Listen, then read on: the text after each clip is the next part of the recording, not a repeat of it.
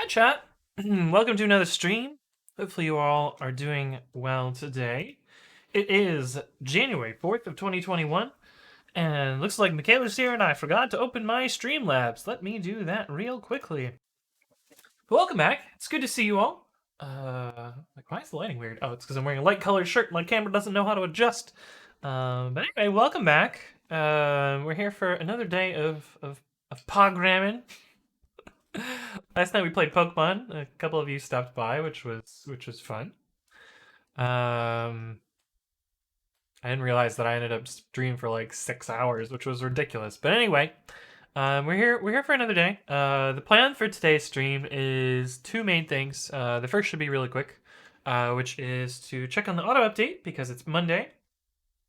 I also want to show you what I did with disk caching, which seems to be working. So I'm excited about that. But I want to see like how successful it is. Presumably I should be able to see some like S3 stats. I'm hoping there's like built-in stats that tell me how many reads, and hopefully the reads should have gone down over the last couple of days. We'll see what happened with that though. But yeah, I think that's the plan for the first part. And the second part is I want to make a release of pyflakes. Mostly it hasn't been released in a while, and I want to make one last release of Flake8 that supports Python 2 and then yeet that into the stratosphere because I no longer want to support Python 2. There's not that many commits that have happened to master. There's a few in pull requests that I want to merge as well. Pyflakes has this weird double sign-off, but I think if they've been open for months, I'm just going to fucking merge them. I'll take some executive authority here, but yeah, the last release I did was in April, and so kind of due for another one. So we will see. But let me say hi to everyone who is here in chat. Naglark, who was too early and then missed first just ever so slightly to rollers. Although I saw your screenshot on the Dick Sword, and the order was flopped. Good old races. But you two were so close to getting first there. Hey, what's up, Sam Wallace? Hello. Who says, Pyflakes? Wait, what's wrong with Pyflakes? What's wrong with Pyflakes? Hey, what's up, Michaela? Hello. And RKJ, how's it going? And, oh man, Raisin, that's what it was. I remember how I pronounced your name. Well, welcome back, Raisin. Good to see you. El Papa Pig, how's it going? Happy New Year to you as well, and welcome back. It's good to see you. And Rima, clearly first. Oh, the haha reindeer is so good. I feel like the haha things were pretty good. Hey, what's up, Archer? Hello. Welcome. RKJ says, did you catch all the Pokemon and free Peony for being possessed? Yeah, I think there's no longer any possession going on in the story. I think I'm past the brain takeover crazy shenanigans that was happening. That DLC was a little messed up. I'm not gonna lie. We gotta spam her pretty fast. Archer, are you okay? Are you okay, buddy? Are you just adding people? All right. You're getting the timeout. Sorry, buddy. But yeah. Oh yeah, it's also raining outside, and there is a man's who has moved from his normal spot where he saws wood all day to right next to my window because it is underneath the parking structure, so it is not getting wet from the rain. And so the dude is literally like 12 feet away from me, just sawing it board. So hopefully RTX voice does its job. I've got it enabled already preemptively because it's likely that it's going to be loud and obnoxious. But we'll see how that goes. He's boosting his chat rank stats. Yeah. Frosted Pyflakes win. Flush38, how's it going? Welcome back. Good to see you again. And they call me Toho. Hello. Oh wait, is it Toho or is it Tojo? I don't remember how you like it. Welcome back. Yes, Raisin, Happy New Year. Happy New Year indeed. Is Archer a bot or A bot is our turn. Hey, what's up, Cyberbenny? Hello, hello. How are you getting comfortable with this blue keyboard? I mean, I've been using it for almost half a year now. More than a year? I don't know. It's been a while. I think it's fine. Um, I still don't know what is. Something is cutting my thumb, like repeatedly. I still don't know what it is, and the cuts keep showing up. So something is cutting my thumb. There is some sharp something or another somewhere around here. I don't know what it is, and it's driving me fucking insane. And it's only my thumb. None of my other fingers have cuts on them. So something with my right thumb. I would think like the space bar is something that's unique to my right thumb, but I can't see how it's possibly a space bar that's cutting me. I was also thinking like my laptop because I opened that with a particular finger, but I actually looked at it and I don't use my thumb for that, so I don't know what it is, but it sucks. Also, one of the cuts is really deep, and so it hurts. It's like, God damn it, thumb. Another thought I had was the controller of my Switch controller, but I don't think it's that either. Because I didn't get any additional cuts while playing last night, and that's for like 5 hours, so 5 or 6 hours. So I don't know. Something's cutting my thumb. It's driving me crazy. But yeah, I'm comfortable on the split keyboard. It's going well. Tojo. Okay, I will remember that. Let's just call you Toast. Maybe says, I was thinking the next thing in ergonomic world is to get a standing desk. Yeah, I had a standing desk at work when I was at work. The other thing I thought was like, is it my glasses maybe? But I didn't find any glasses that have any chips on them, so I don't think it's that either. I didn't really like my standing desk. I would use it maybe like once every couple weeks or so, but for the most part, I felt like it was not really all that useful. But yeah, it says maybe it's the thumb slicing slasher. Flake Baby says, how do you open the lid without the thumb? I like grab it with my fingers. I will show you. So like the natural way would be to just like grab it here and open it, but that doesn't actually line up well. So I usually do this to open it. So I don't know. The lip here is like really hard to grab, and it's a lot easier with multiple fingers. So that's what I do. But there's no like sharp point here as far as I can tell, unless that is sharp. No. It's all just kind of dull plastic here. Unless there's some sharpness up here. This top edge is kind of sharp. Oh, you know what? It might be my laptop.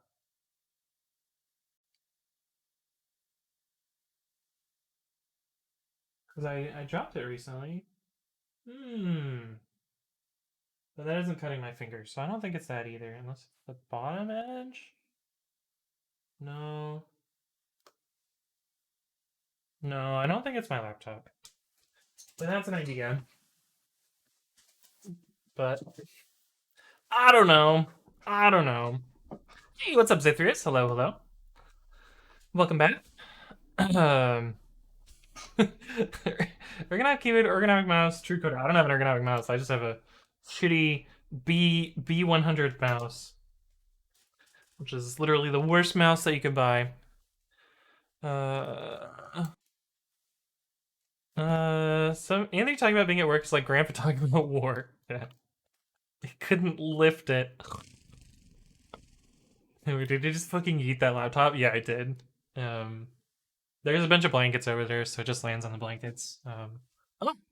Dot one Mav and Alib Chess and Lark5435. Thank you all for the follow. Welcome to the stream. Hopefully you're doing well. Sorry I missed your follow notification.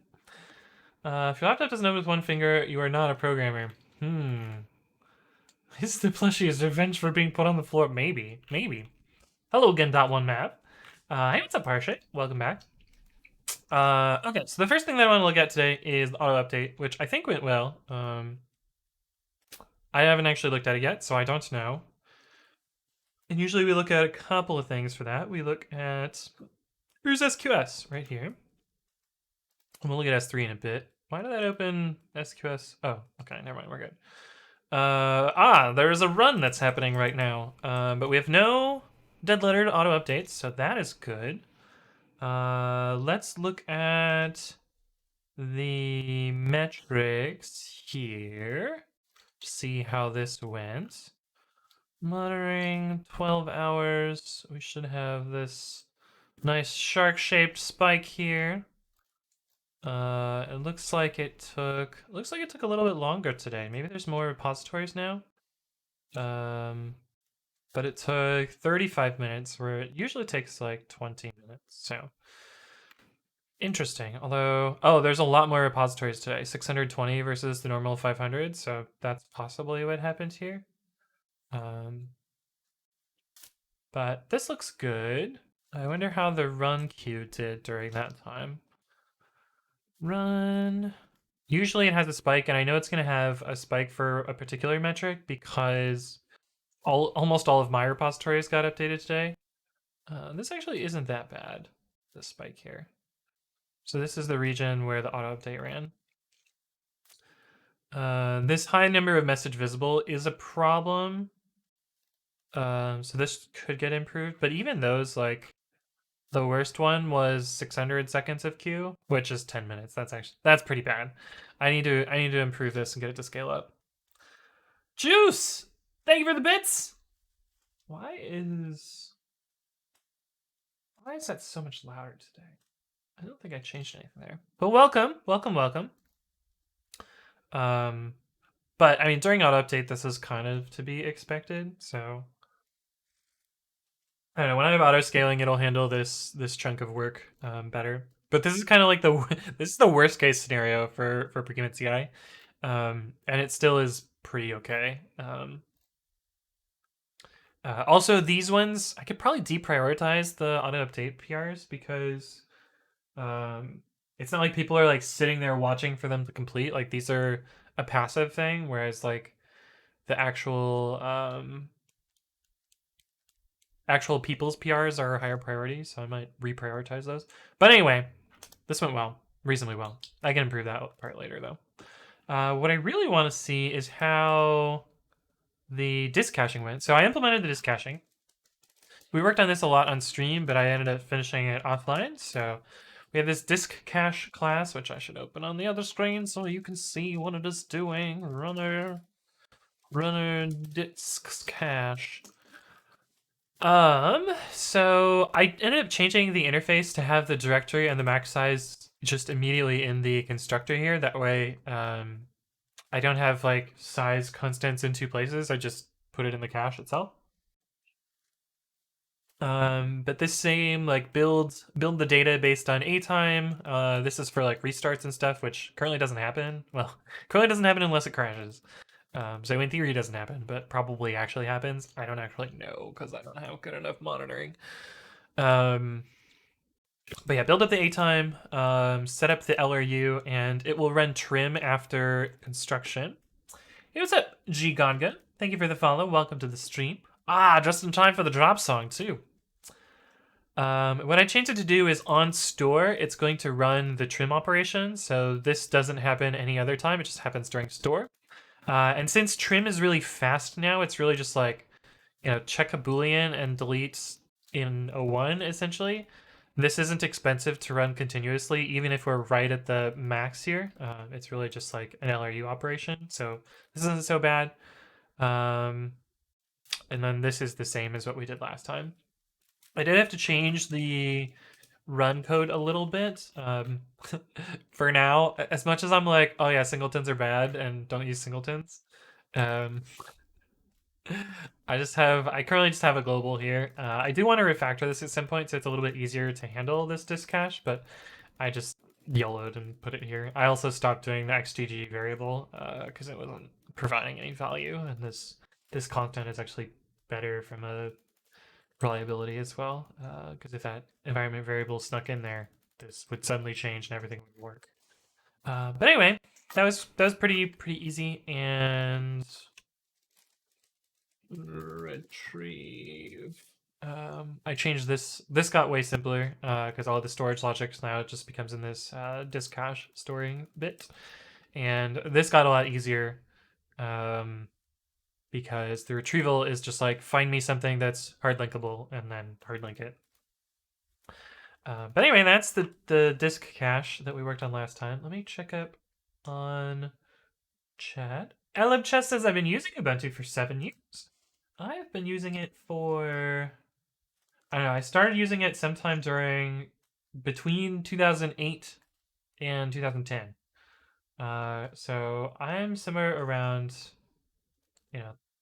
13 or 11 to 13 years, somewhere around there. I don't actually know. I just know that 804 was the first stable release that I used. Hey, what's up, Beldathis? Hello, hello. RKJ says, a family member messaged me today for help fixing their laptop's network adapter. Spent ages going through basic software troubleshooting. Hours later, they came back and said, oh boy, by the way, I dropped it and my friend said it's probably that. Oh, when it's a hardware problem and not a software problem. It's a people problem, really. It's auto update Monday. Was it 100%? Yes, it was. Hey, what's up, Oscar? Hello, hello. And Juice being here. Should have turned it off and on again. Yeah. I'm always first premium chat, though. That's kind of true. It's kind of true. Although, Adventure yesterday was very first in premium chat.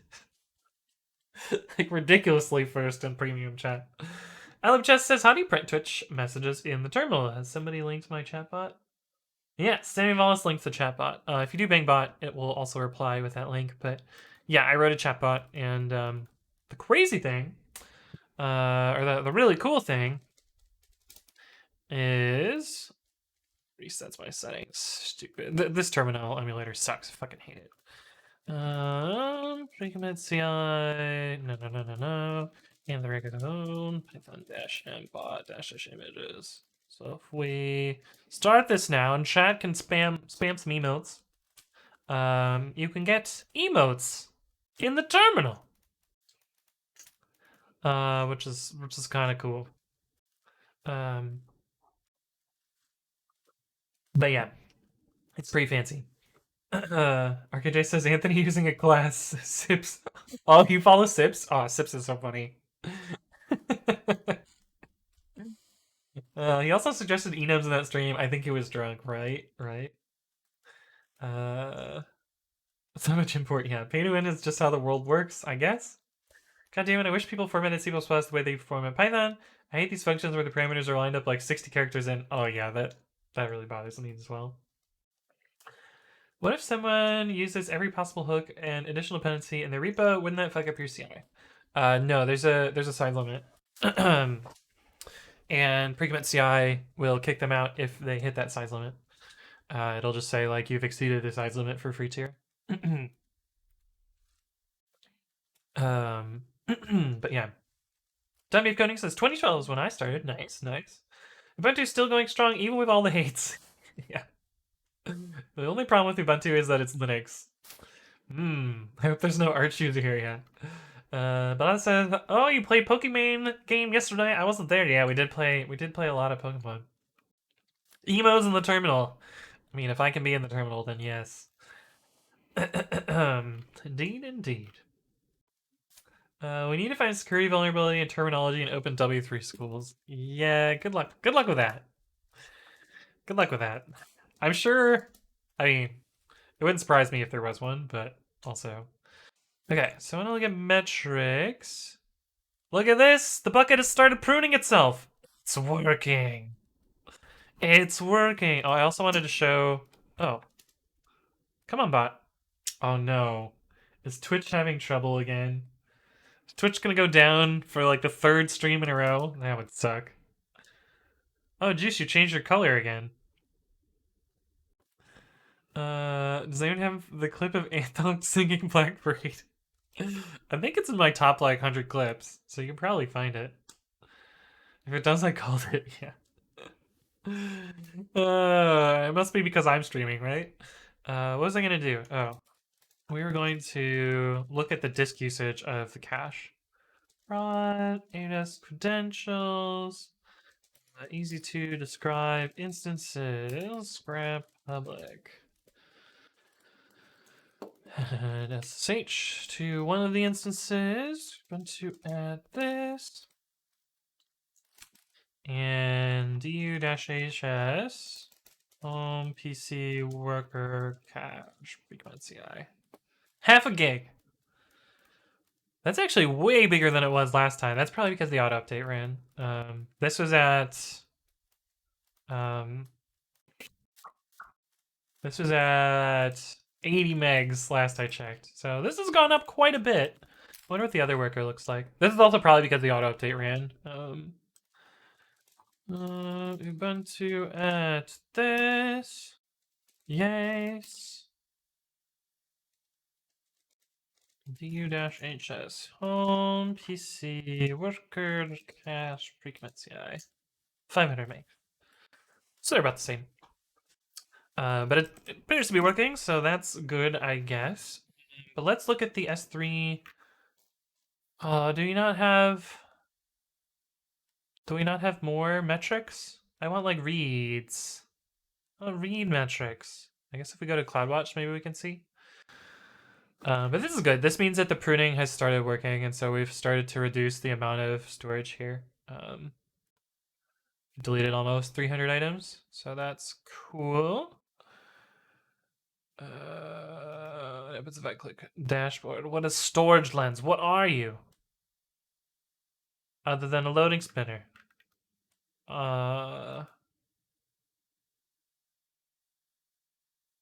Use an IAM user or IAM role to access storage lens dashboards. But I'm root. Why can't I just view it as root? Okay, let's go to CloudWatch and see what we've got there. CloudWatch. Metrics. S3 has 4 metrics. Oh, that's shitty. I thought there were different. I thought there were access metrics. What is usage?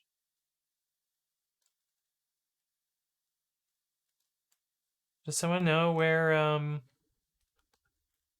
these live? I'm gonna assume that they don't exist. Damn, that's a bummer. Let's see. S3 get metrics.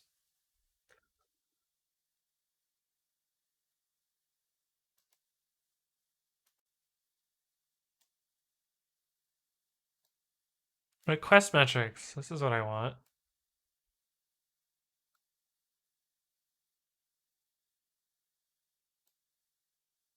Oh, win enabled.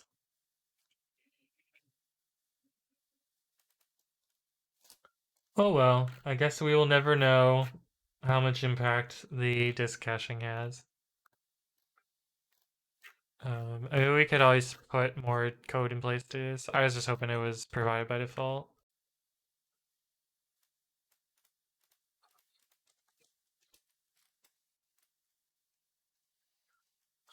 But nope, we just have bucket size and number of objects. That's a bummer.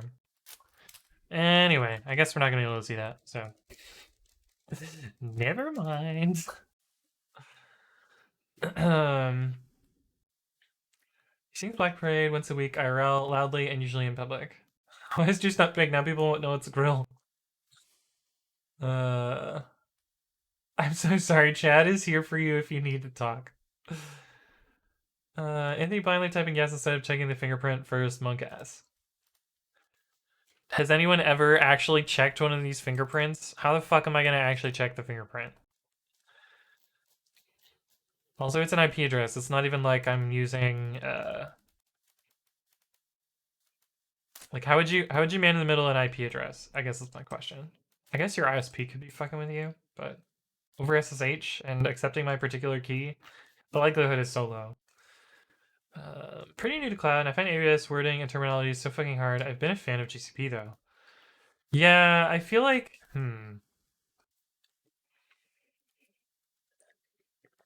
I feel like I understand the Amazon stuff because I've been working with it for like 10 years, but yeah. Root can't do everything in AWS. You should know that by now. Yeah, it's true. It's true. It's true. No user could actually do the email stuff. Interesting. Interestingly. Hey, what's up, Keeping Track? Welcome back. Good to see you. Mayak, thank you for the follow. Hello, hello. Welcome to the stream. Oh yeah, how's your chat pledge, Juice? Do we see the intersection line yet? Does it hit 0? Well, it doesn't hit 0 yet. Oh, the line doesn't go out past the points here, so we don't actually know when it hits 0. But yeah, December was a tough month for you, Juice. Polymathic Man! Thank you for the resub, tier 1 of 5 months. Appreciate that. Welcome back. It's good to see you. Still handing out those 2020 emotes. It's good, it's good, it's good. Good amount of time experience by Google Cloud for beginners. Fairly cheaper as well. I see. Sounds like a fun project, figuring out the x-intercept date. It wouldn't be that hard to compute. Not sure that I necessarily want to do that, but you got 2020 snacking a few days ago. Nice! Do I have 2020 snacking? I think I probably have them all now, because I've stopped getting them as well. Does anyone know how many there are? 3, 4, 5, 6, 7, 8, 9, 10, 11, 12, 13, 14, 15, 16, 17, 18, 19, 20, 21, 22, 23, 24, 25, 26. I have 26 of them. Maybe there's more. Take a drink every time you type 2020 as the year. I'd be dead. Be dead real quick. Okay. That and 2020 pajama party. Oh, those are pretty good. These two can be used for prediction. Oh. Wait, let me see if there's any other. I like the glitchy heart one. That one's pretty good. I'm still sad that I didn't get the fucking bongo cat last year. Ugh. Yeah, this year's emotes are they're not that good. They're not that good. Not gonna lie. But I guess that's the way things go. 2020 is kind of alright too. Hey, what's up, Sam? Hello, hello. Good to see you again. Welcome back. Okay, so how do I want to do this? I think what I'm going to try and set up is some code that runs pyflakes against all of my Python files that I have access to, and then diffs it against something else. So let's make some code that does that. Get init pyflakes updates. So, can I just do this with all with xargs? What do you want to see, Chad? Do you want me to write this less shitty in Python, or do you want me to xargs terrible this up? When you type tbrad, you can get separately with the words for better effect. Ah, I see. Oh yeah, the haha reindeer one was pretty good too. I'm just real sad I didn't get haha cat. Real sad. Real sad I didn't get haha cat. Let's write a Python version of this, I guess. Let's see. Do we want to write it fast, or do we want to write it faster code or faster runtime? Probably want to optimize the runtime.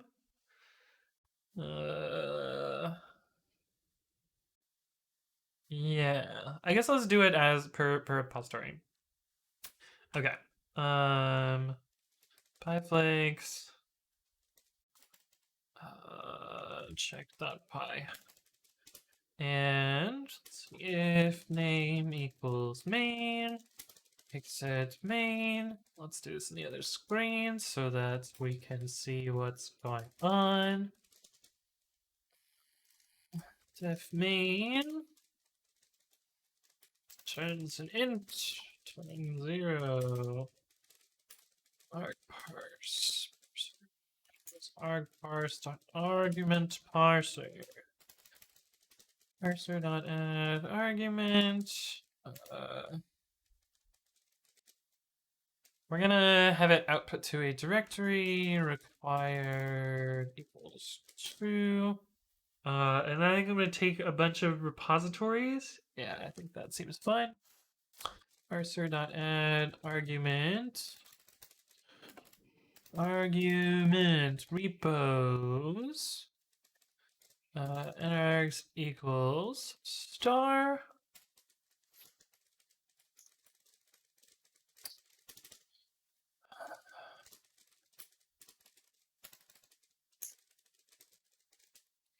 and we are going to let's make there's args.out there exist okay equals true. And then for repository in, or for repo in args.repos, we need to run a subprocess which runs pyflakes and sorts the output and puts it into a file.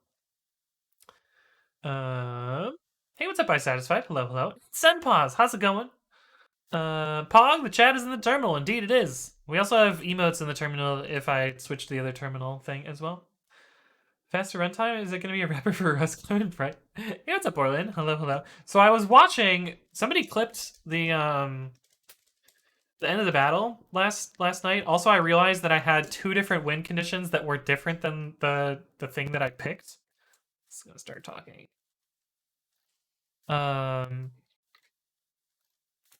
Which was it? This one. So if we look at this clip, I actually, it was a bug in my controller.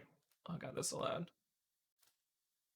So if we look at this, right here, you'll see that the cursor went up to U-turn and then down. That was my controller just glitching out. So I should have actually clicked U-turn to win.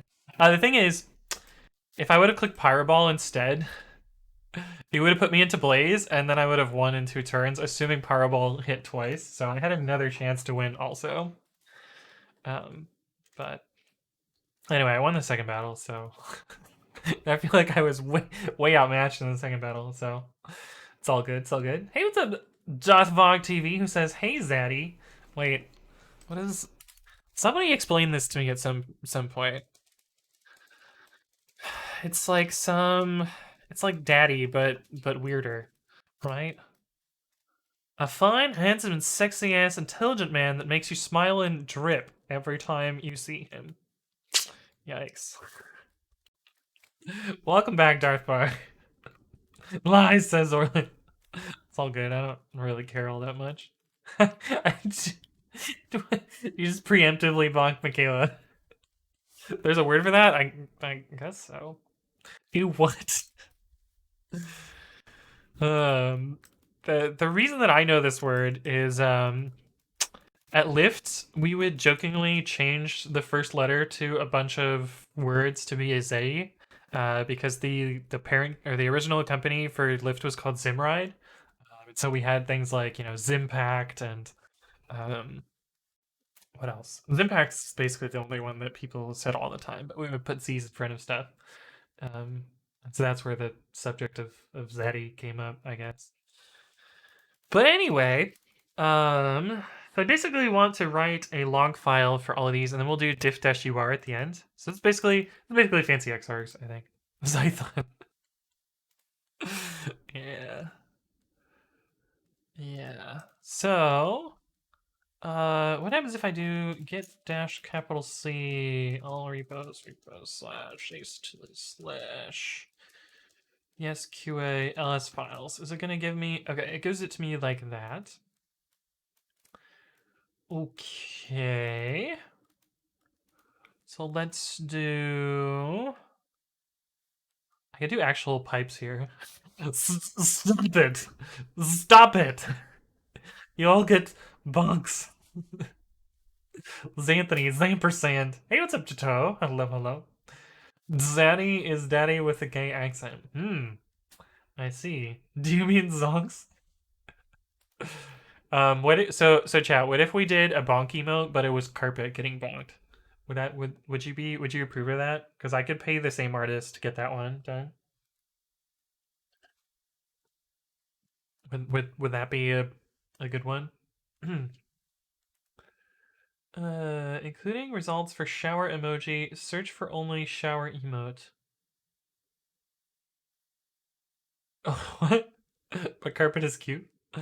When are you getting bit milestone emotes? Bit milestone emotes? Is that a thing? I was trying to give chat a cold shower. Oh, you copy from Google? That's funny. That's funny. Okay, file list equals subprocess.check. Check output. Get dash capital C repo ls files star.py. Actually, does pyflakes have?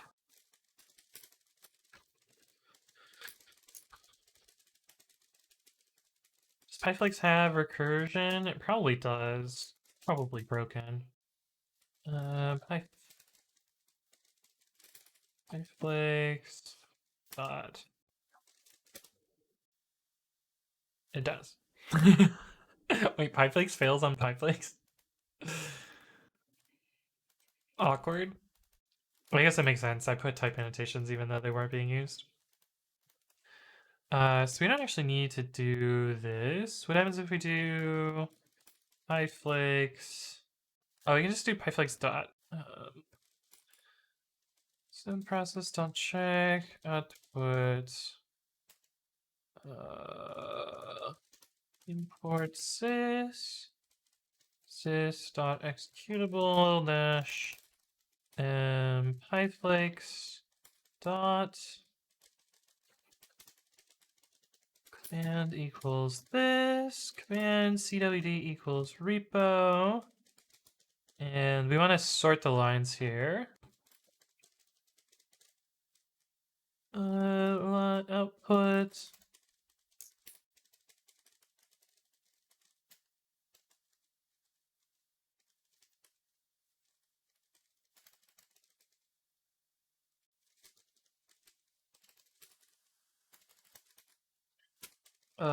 Lines equals. Sorting the lines in a file is really annoying because you get a new line, you lose an. Oh, we can just do split lines true. Output equals dot join output dot split lines true. Boolean trap. Do you know what true does here? I know what true does here, but it may not be obvious. With open what's the path dot join args dot outdir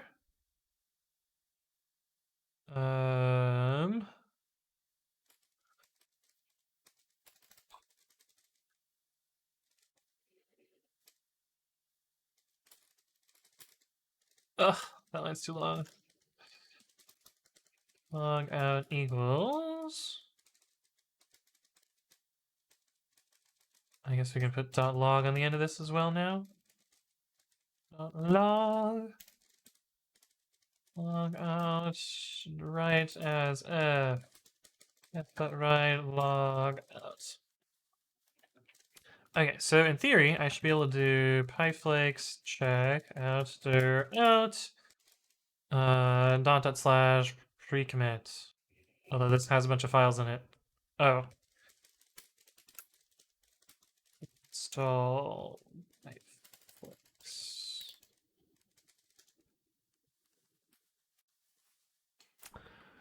Dun, dun, dun, dun, dun, dun, dun.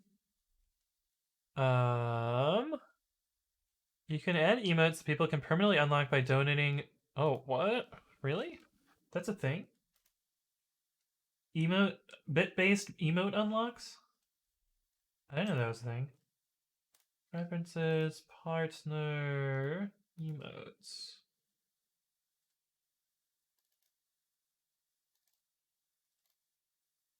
Let's see it in the emote settings.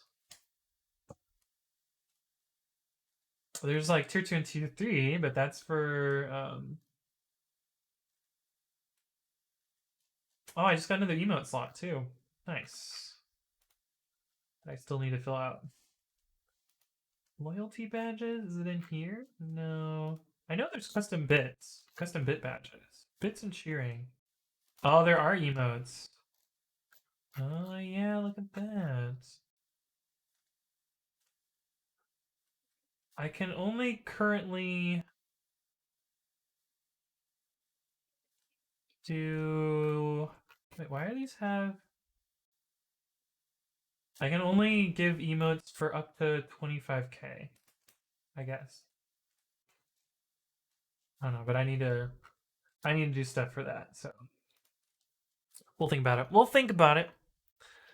Yes, let's take a shower. Oh no.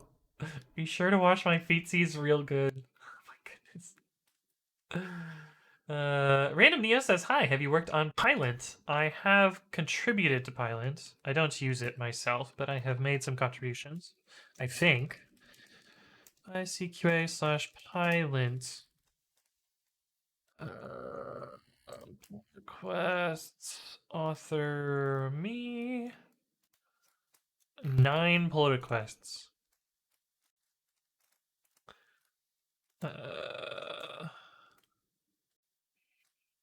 Interesting that I did py upgrade twice. Oh, I fixed their pre-commit config. Fix installation of pilot from source with no locale. Oh yeah, this is a weird bug. But yeah, I have worked. I've done a few things on pilot, not that much, but a few. Hey, what's up, Alex Pecan? Hello, hello. Good to see you again. Welcome, SS Brent Cascal. Welcome to the stream. Is it a positional argument? I don't think so. Hey, what's up, M2Dev.net? Hello, hello.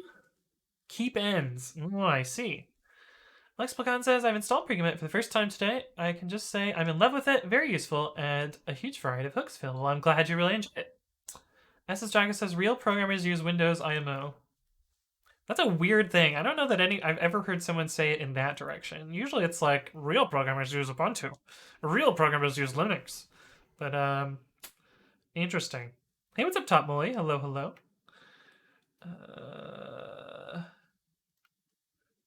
You can add to the highest cheap tier plus one. Oh, it makes sense. Can we make a noodle emote that has 3 emotes like noodle butt, noodle body, noodle head? Yeah, I think we could do that. Noodle would be a pretty good one. Noodle would be a pretty good one. Jaka says, "What the fuck? How did you get Chrome on Ubuntu?" Oh, I didn't mean to click on it. I didn't mean to start watching a video.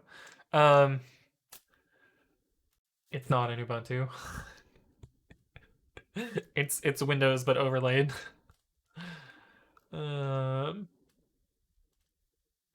I satisfies fed. Oi, Juice, you lucky you're cute. Hey, what's up, Jake Harry? Hello, hello, welcome back. Real programmers use BSD. Oh no. Ubuntu, am I a newbie? True programmers use Gentoo or Arch Linux at the very least.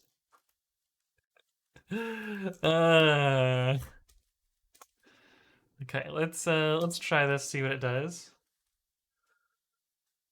Why did this go to standard air?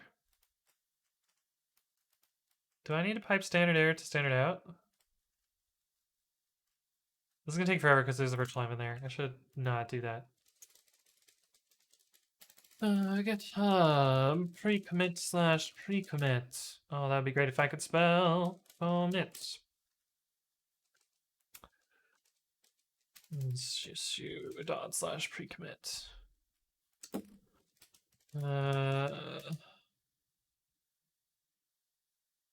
What?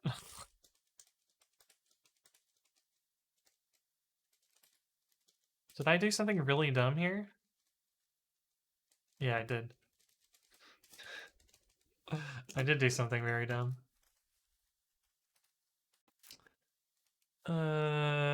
Raccoon says, you can get Chrome in Ubuntu. Am I missing a joke? It's really hard to get actual Chrome, but you can get Chromium or Google Chrome Stable.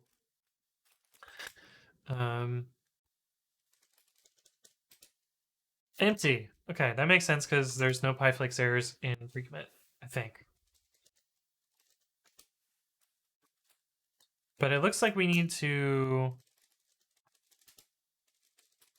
Let's see what happens here. Do we need to pipe standard error to standard out? No. Okay. I find it weird that this one up here was on standard error, the syntax error.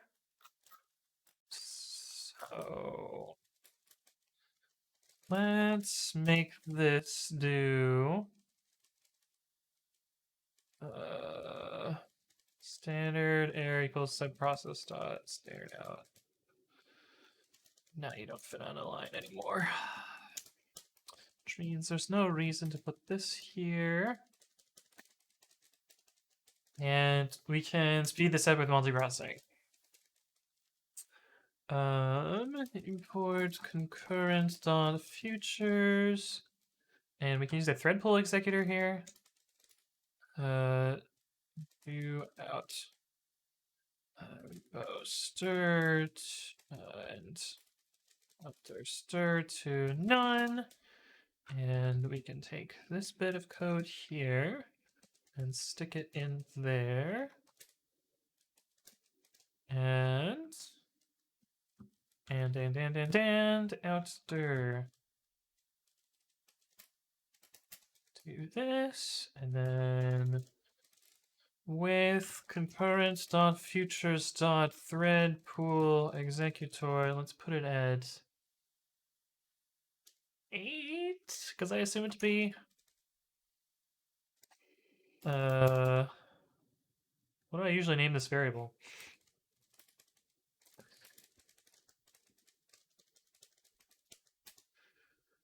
As what? What are you? As ex. Sense, and then it's like ex.submit. I don't remember the API. We're going to look it up. Python 3 concurrent futures. Infosmith, thank you for the follow. Welcome to the stream. Hopefully you're doing well. Can you get Edge? I think you can. I don't know why you would want to, though. First I'm hearing that. I'm using Brave, which is Chromium based. Yeah, I've heard of Brave. I actually don't usually use Chrome except for streaming. I am a Firefox person. Hey, what's up? Omer Usta, thank you for the follow. Welcome, welcome. Wouldn't want their telemetry infested binary build anywhere. Yeah. Jack Crozer says, what's a thread pool executor? Thread pool. It allows you to kind of naively parallelize things using threads. Hey, what's up? Tuska Kassim, thank you for the follow. Hey, I satisfied. Thank you for the $5 donation.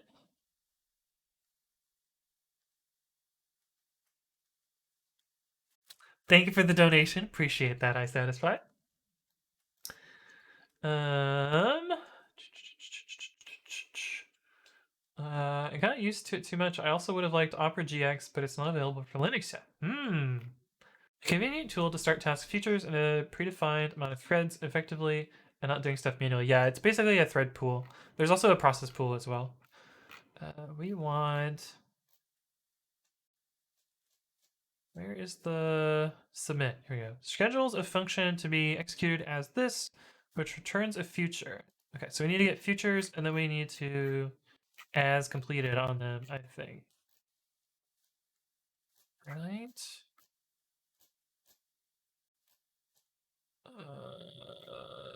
As completed, returns an iterator over the futures. We just want to get all of them. I guess we can just yield over all of them. Okay, for repo in args.repos x let's see, futures equals x.submit do out repo args.outster for repo in args.repos.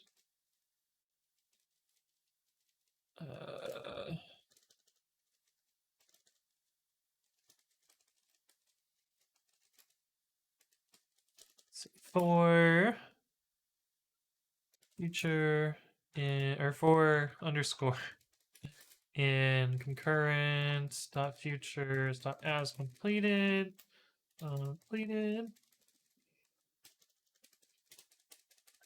pass. So this should. Is there a way to just like exhaust all them, not really care about their return value?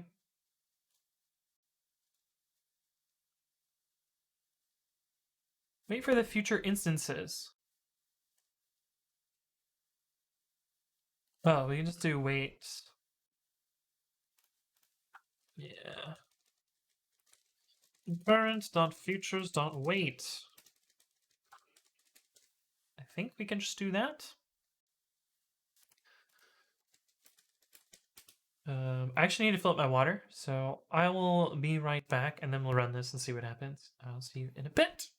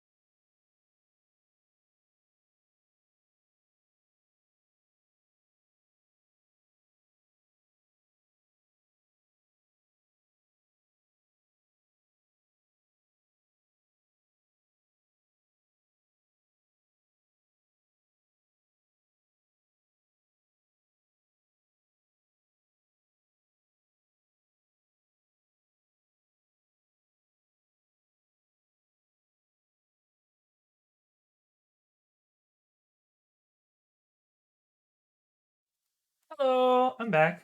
So I had a weird dream last night, chat, where I was like streaming in my dream, and I raided this channel, and for some reason, instead of being like, "Hey, Anthony Rat's Code, thank you for the raid," they were like, "Fuck you! Why did you raid me? You're the worst. Go away." Which was weird.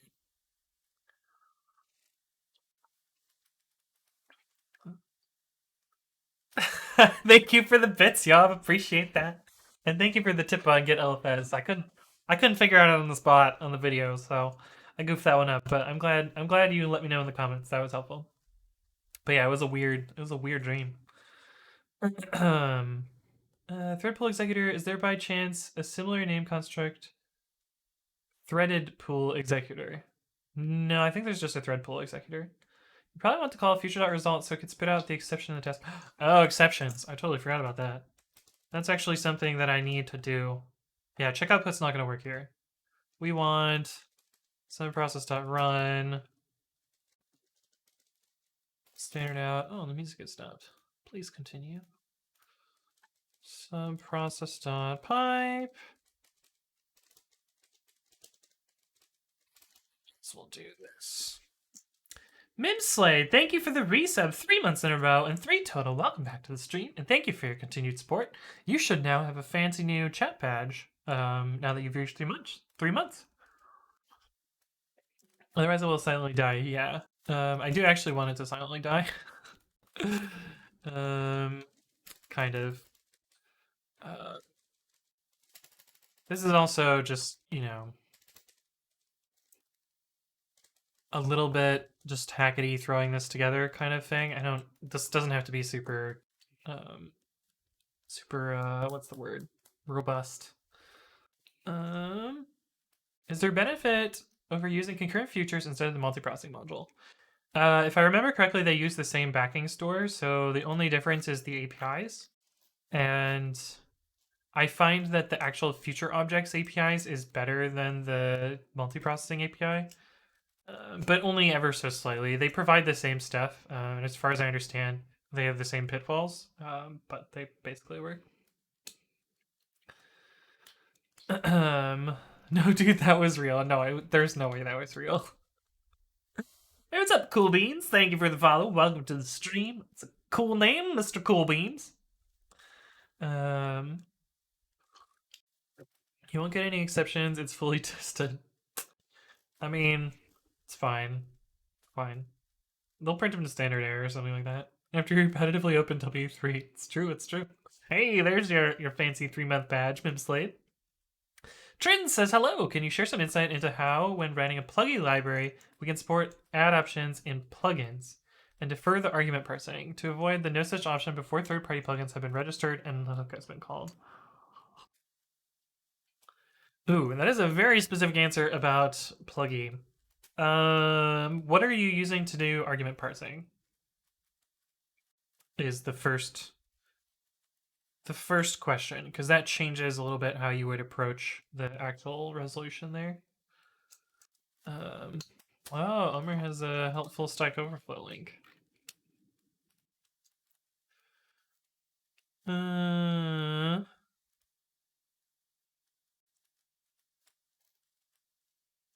Do.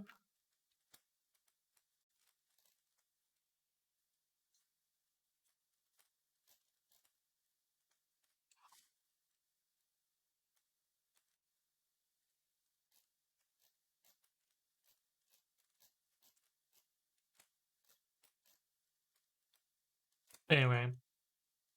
Oh, this hang is still a thing. This might be fixed in concurrent features. I don't know. Doesn't really matter. Standard argparse. So argparse has this helpful method called parse known args, which would allow you to do your initial parsing. This is what we use in PyTest, actually.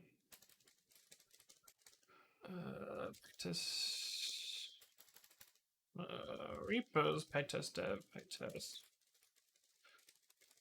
Which I have not done a video on. Oh, I did do a video on this. Did I do a video on this? Yeah, I did a video on this. It's kind of wrapped up in a different title. No, this one. So I go over it in this video. How to use it, but this is how PyTest uses it as well. So it does parse known args to get its own initial arguments, and then later allows the plugins to add their arguments, and then it does a final argument parse with all the plugins set up. This is also how Flake8 does plugins as well. There's a few pitfalls to this, notably like it's hard to know variable arguments from this because a variable argument could be multiple things. And so it's hard to know whether things apply at the early stage, but it works well enough, I guess. What's up, Dan? Is that you? And Street, thank you both for the follow. Welcome to the stream. Hopefully you're doing well. Do you just defer calling parse args until after plugins have been registered? Yeah, so you would use parse known args to get your initial set of arguments, and then parse args after all the plugins have been registered. Yeah. And turn off help in the beginning part, which is it's exactly the same pattern that's in that video. So I would recommend watching the video. Okay, let's run this. Let's see what happens. Pyflakes, check. Let's just do pre-commit to start with. Great if I used an underscore and after.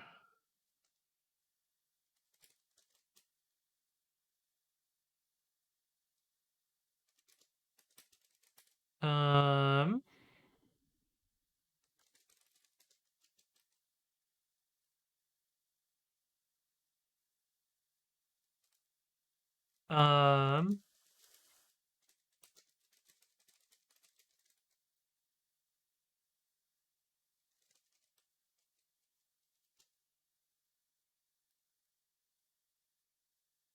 out/.log. Oh. Because it has a trailing slash. It's fucking stupid.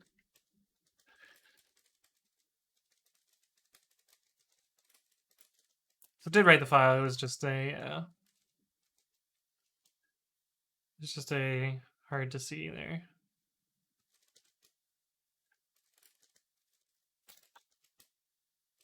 Cool. Perfect. That's what we want to see. That is how we want this to work. Pre-commit, and then we can do all repos. We have been all repos. Find files, Python files, and dash repos, and we need to do dash config.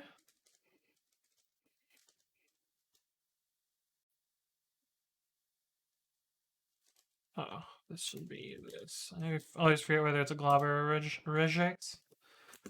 Okay, so that's all of the Python repos. And we can do python-m pyflakes check outdoor out, and then this, but splatted. That should run a bunch of repositories against pyflakes and give us a baseline.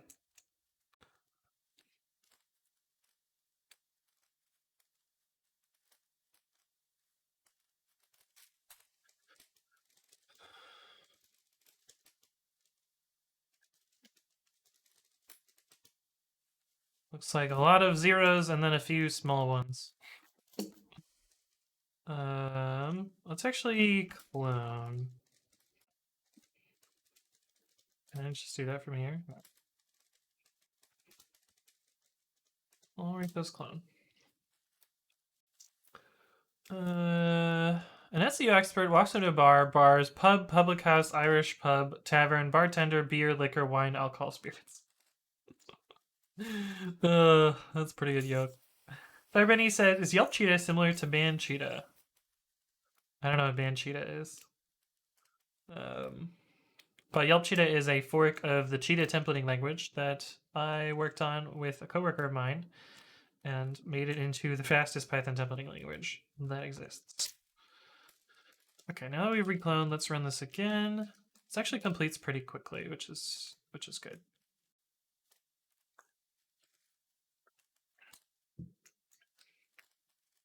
And I think it'll complete faster this time because of disk caching. What is this link?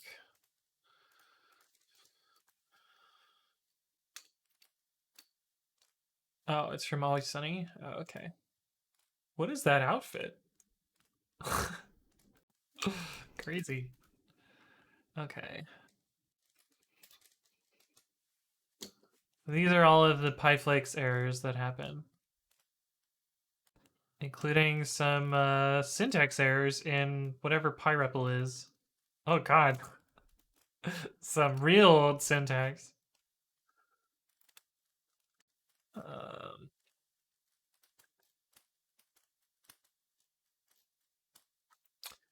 But anyway,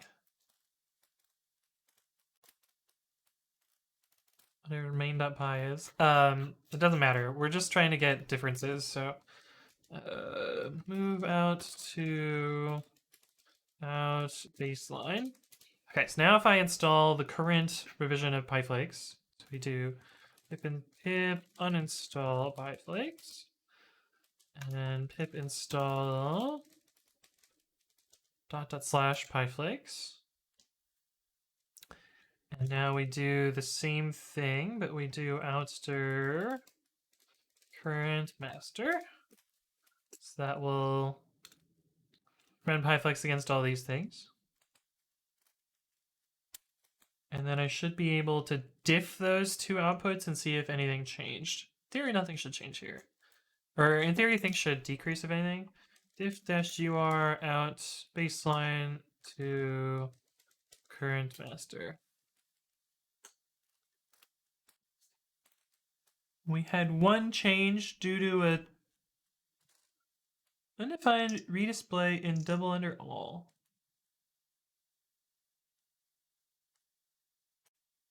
Why is this in a different order? What's up, Dan2905? Thank you for the follow. Welcome to the stream. Hopefully you're doing well.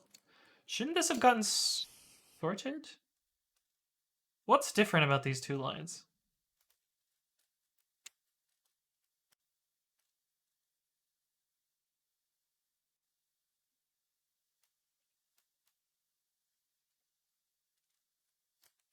What?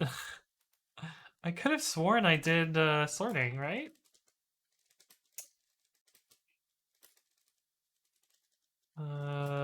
Pyflakes updates. Oh no, I'm a fucking idiot. Sorted. It's weird that these are in an indeterminate order. I guess we can look at the code for that and see why that is the case.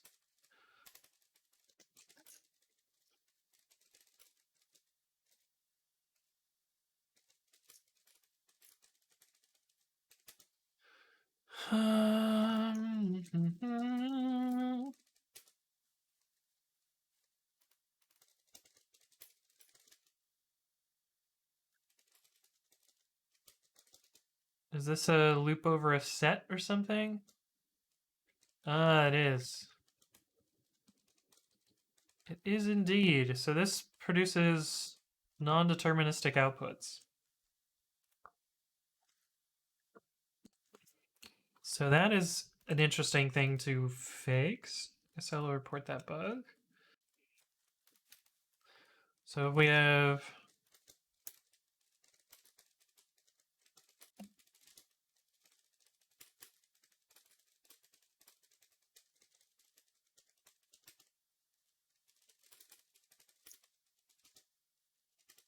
yeah. This gives a random order each time. Pie pyflakes.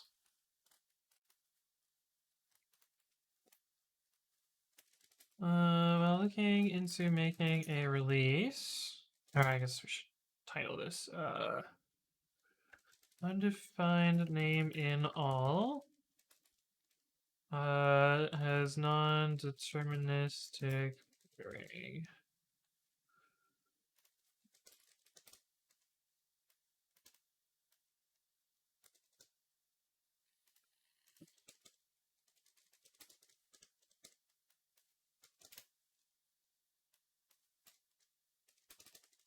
Found this while putting together a tool to look for regressions in the latest release and notice that produces things out of order.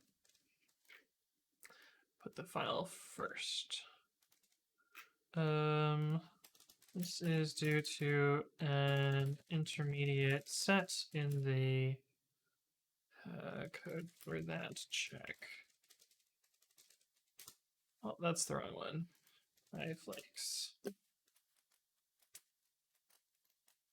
Bank set today, creating 1,000 PRs for all the Pyflakes errors I just found. Yeah, I'm not gonna fix people's repositories today. But we will fix this thing. This should be pretty easy to fix.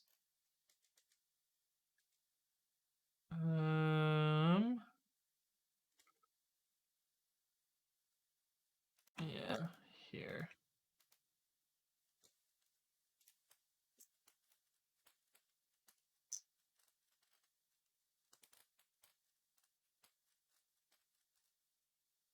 All names dot different scope. Yes, this is a set, which is the problem.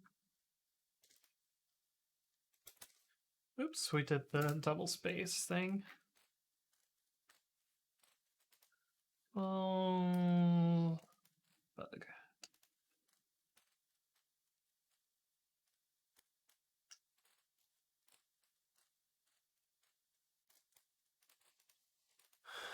Okay, where do we get all names? Oh.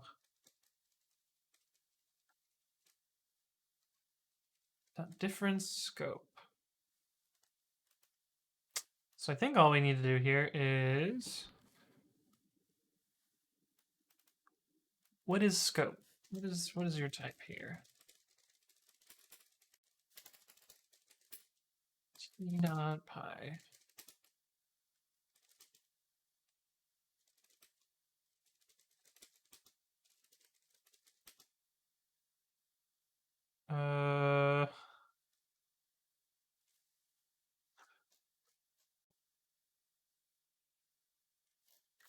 Are you Type scope dot bases. Are you a dictionary?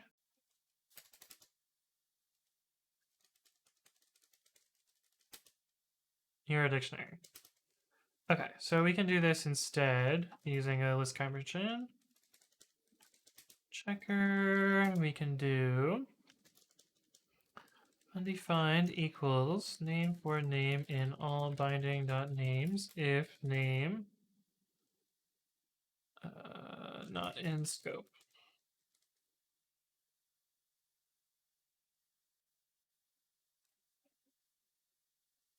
Right? Name for name in, so all of the names if the name is not in the scope. Subtract out scope.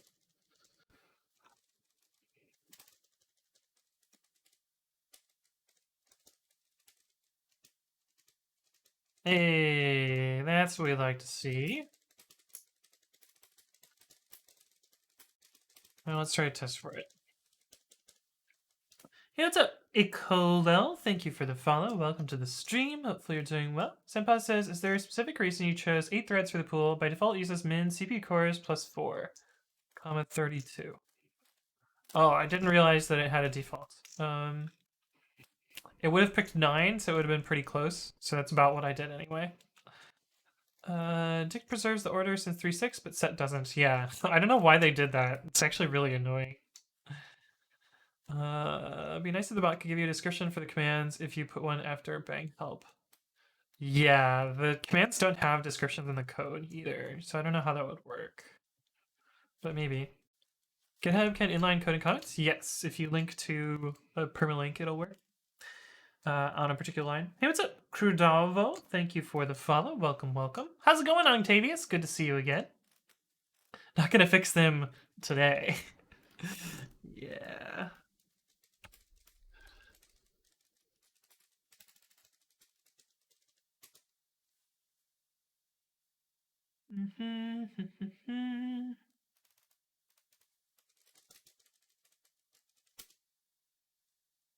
Test special all. Test for suppression of unused imports by all.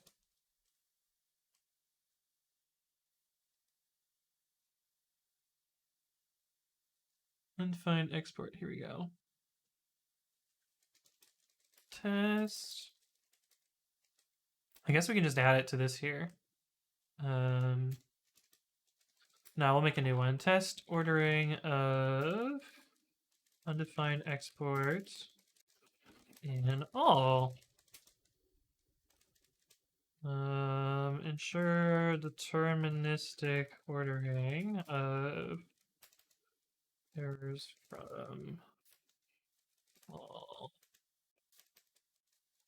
I think we actually, I don't know what syntax this uses, we're just gonna ignore it. Although they use this weird C all thing. I've never seen that syntax before, I don't know what it means.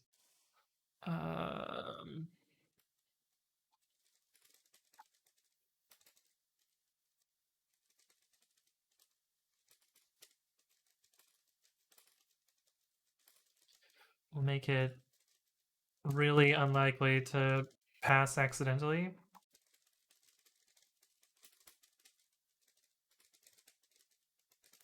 Pyflakes does not use PyTest. Why did it not hit my breakpoint? Oh.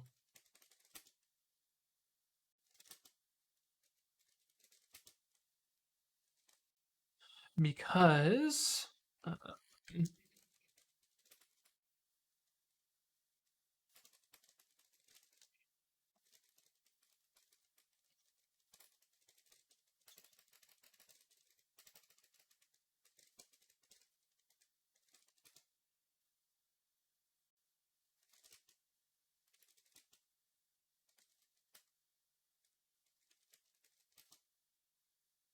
how do I get better checks here? How do you work?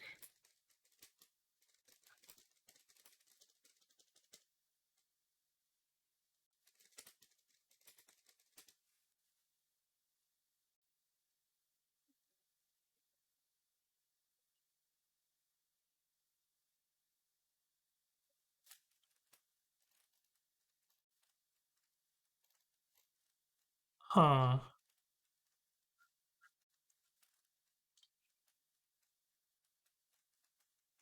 Hmm.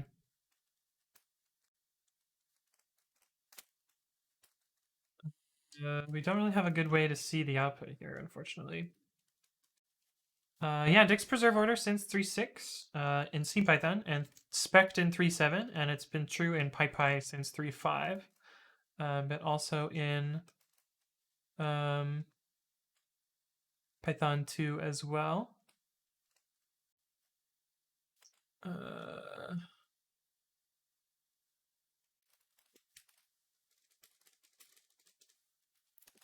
it looks like I have to end stream a little bit early today. It's about 3:30 because I'm supposed to have a call with my interviewer that they just scheduled literally minutes ago. So we'll see how that goes. If you don't plan to support older versions of Python, as far as I know, it does not change anything. Actually, it may even work slower than with regular dicts. Yeah, ordered dict is going to be slower. Yeah, if you have pop item and move to end. Yep. I should do a video about like the differences and how to do those same patterns.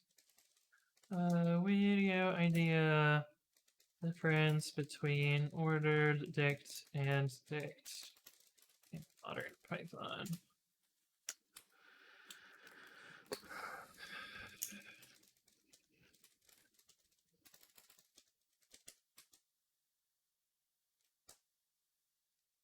Damn, I don't know that anything actually checks the I don't know that there's actually a way to check the ordering in the test suite. And there's tons of tests. There should totally be a way to do this. That was 7,000 lines of tests. I don't know that I actually want to search for all this. Ugh.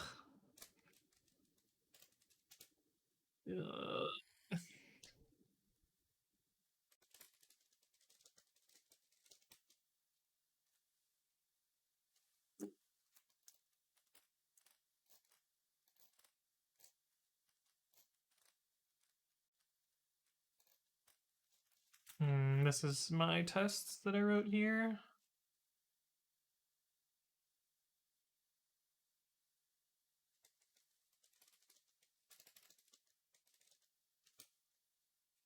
I wonder if there's a function that gets called that calls the checker that's a little bit different.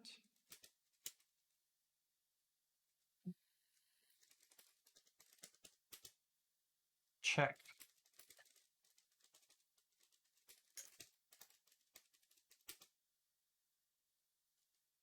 Nope.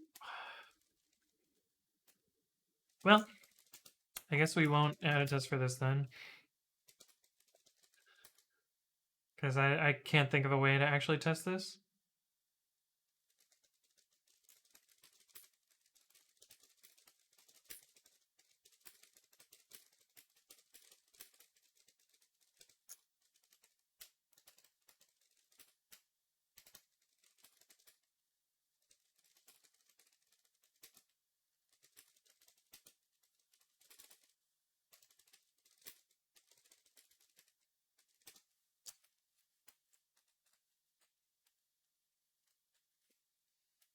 Uh,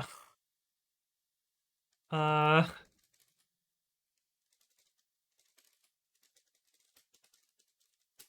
should have ran the test suite first. Or value in all names. Oh, I need to set all names. All names equals set all binding names.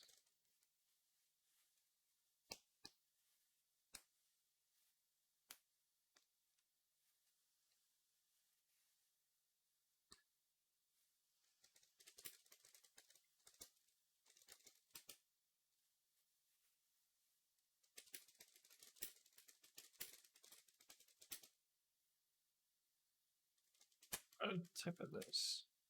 Deterministic.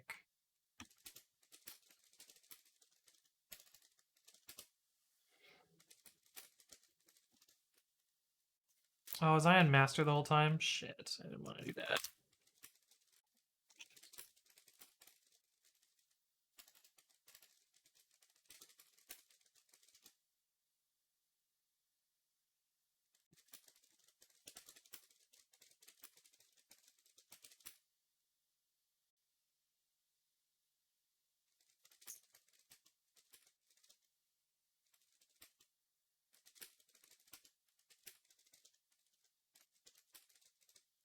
That's weird.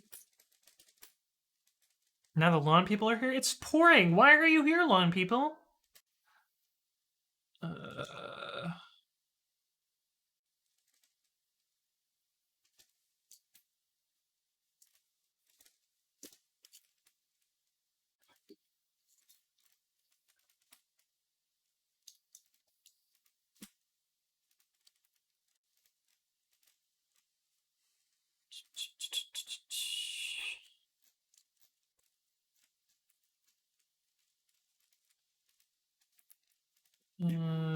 Resolves 603. I tried hard to figure out a way to test this that wasn't flaky and without writing a bunch of test infra to get the actual messages since they're all the same type. Here's a demo of whatsoever.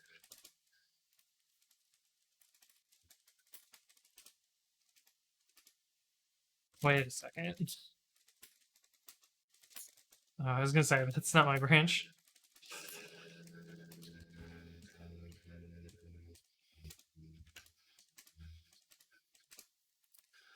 All in a row now.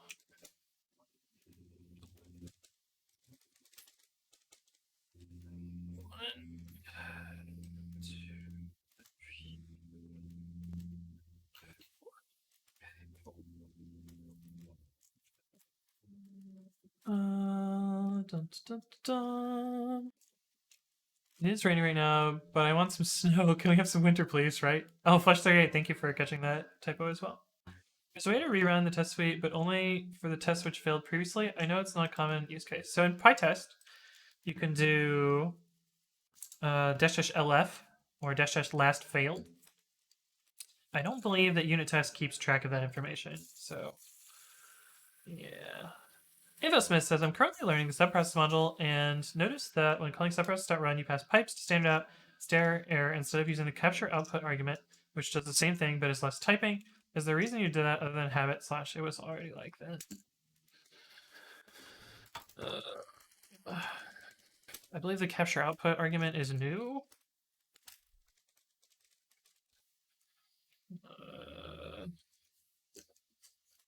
And capture output sets standard error to pipe, and I don't want that. I want standard error equals standard out.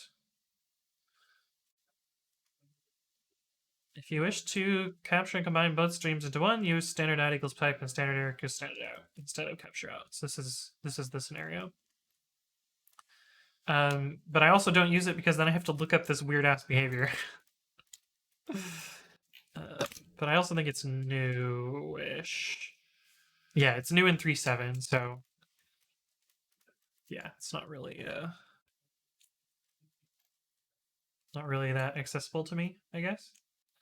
The user says, "Did you finally beat the teddy Pokemon yesterday? I fell asleep." Yeah, we did finally catch the brain mind control Pokemon. But I didn't finish the whole DLC, so I need to do more of that at some point. Juice says, I am 100,000% sure someone let their dog poop all over my front lawn and then stepped in it and smeared it on my walk-up. What the fuck? What the fuck? Find out who it is and shit on their porch.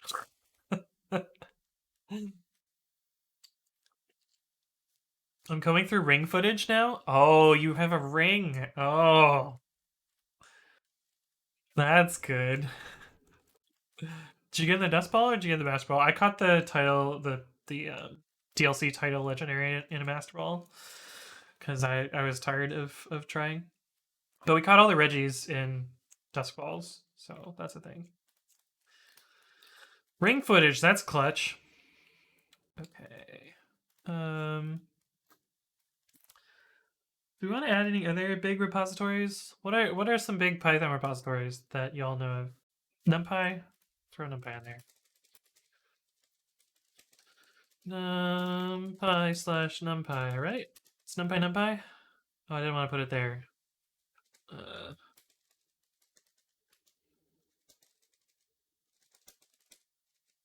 Step 1.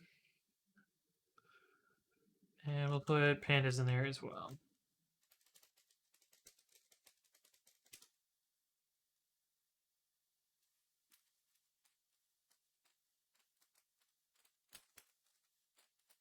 Pay the fool, says Chinkery. Yep.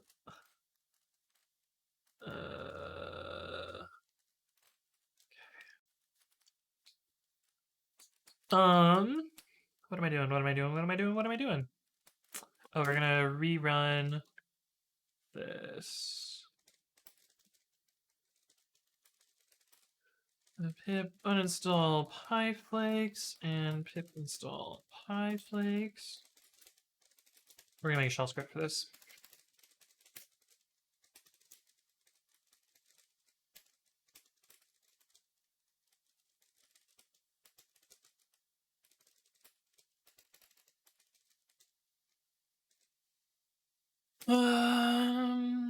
Pip uninstall -y pyflakes.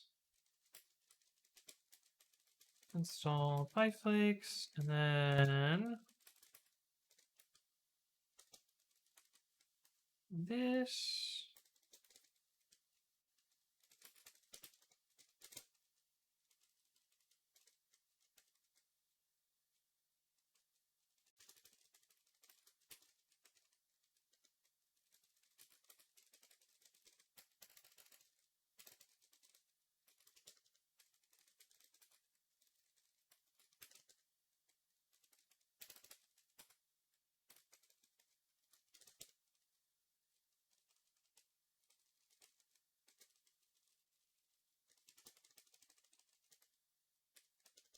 And this giant ass thing.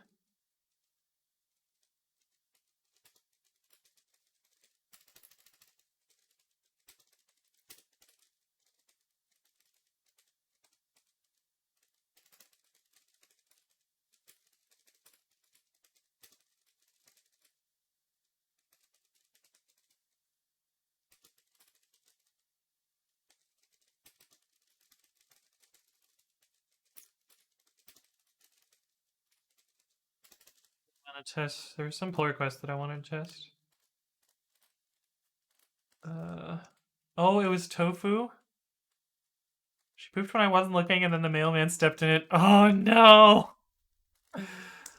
Oh no! Juice. This is the one that I wanted to look at. Pretty wood / recursive annotation.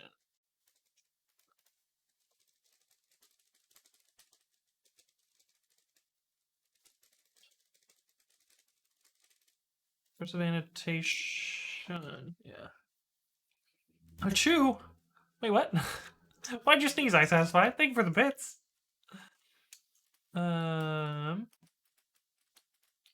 What is a ring? Oh yeah, it's a special IoT device. No mail for juice. Hey, what's up, Buff the Band? Hello, hello. Happy New Year.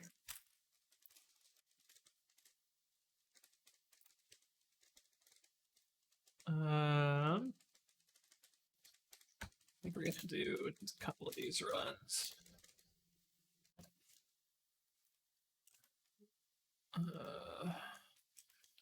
I wanted to also look at Bluetext PR.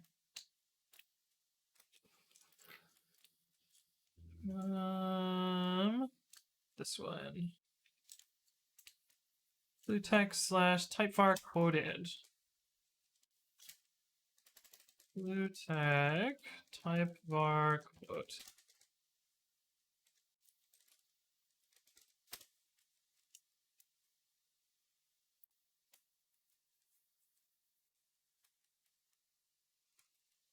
Happy New Year to you as well, Off Band. Wouldn't be a Happy New Year without the lawn people and the Sawblade man and all the other crazy shit that's going on outside my house. The rain. It's just everything all at once.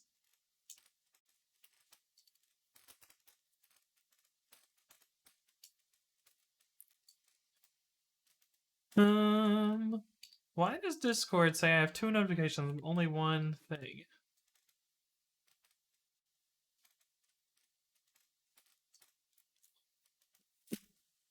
Oh, it's taking forever to do NumPy and pandas.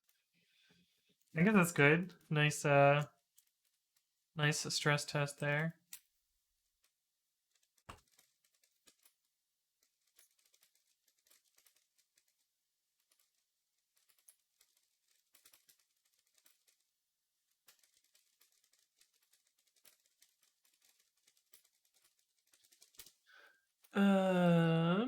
Why is Ever failing on your pyflakes PR? We turned off Advair, but I don't have permission to disable it.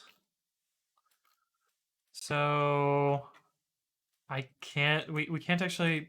We have to get the person who owns the Advair installation to go click the button, and they're not the most active person. So yeah, it's a Sigma Virus's installation, so they have to uncheck it. But it's because we deleted the Advair config because Advair is too fucking slow. So yeah. Othman says, "How did SF turn out to be in terms of tech movement with the pandemic? A lot of people left. A lot of people moved out of um, San Francisco, which makes sense, I guess. Makes sense. But yeah, I don't know. I haven't been up to SF since like February, so I don't know. I guess I went up once to clean out my desk. Oh, I guess I've been to Jordan's house a couple of times. Or Jordan's not house, but what is it called? His apartment. This is amazing. This is like CSI tofu. Not only did the mailman step in it, the DoorDash driver smeared it. Oh, no. Oh no. What a shitty experience. Ha ha ha. Ha. Ha ha ha. Um,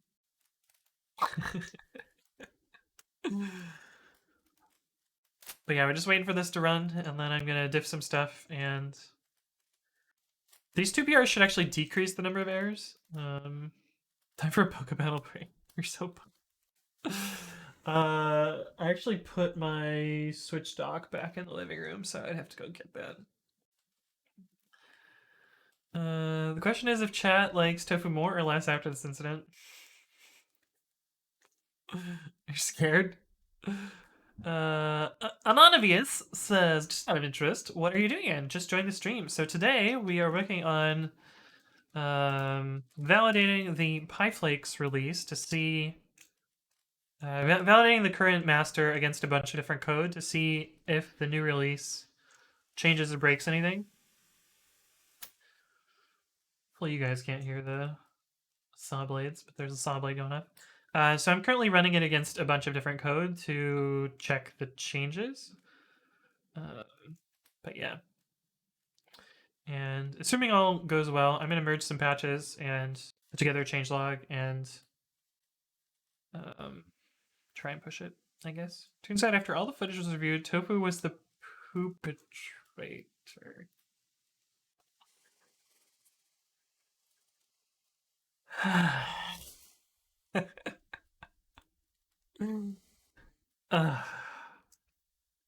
Groan. Groan.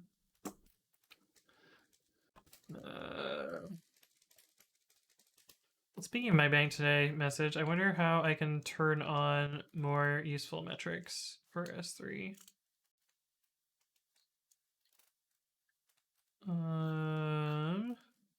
It's probably in the S3 bucket Terraform config, which I'd rather look at than scrolling through the Amazon docs to try and find the stupid API for it.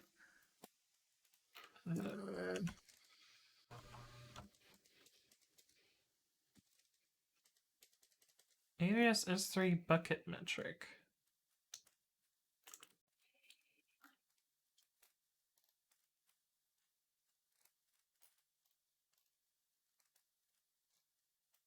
What does this do? Metrics configuration resource.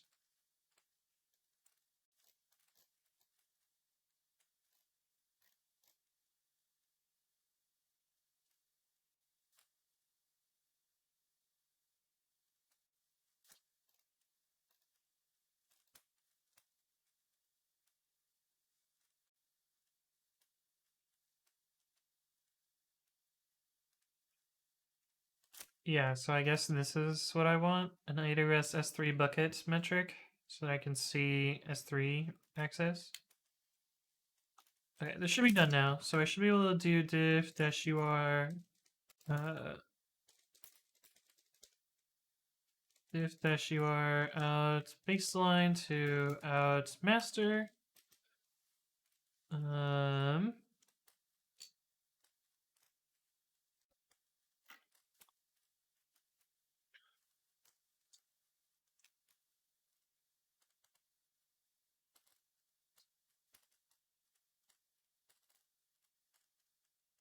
Oh, we got output mixing due to the way pipe's working.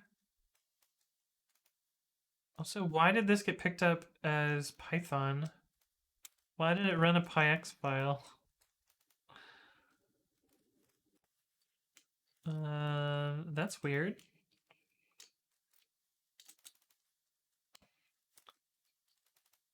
D-type-like and array-like unused. Those are new on master.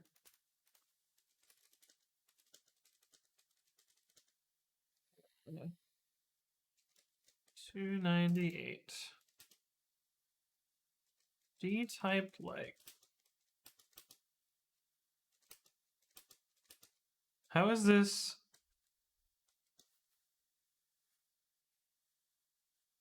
Huh.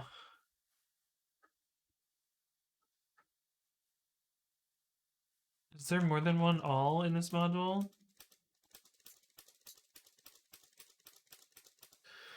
Oh, I see.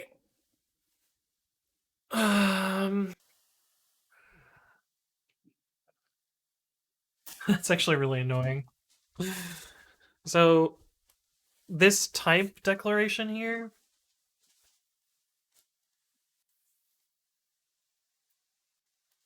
This type declaration here, I think is clobbering this name somehow. And so it's not recognizing these three things as access. That's actually kind of annoying. So let's do notes.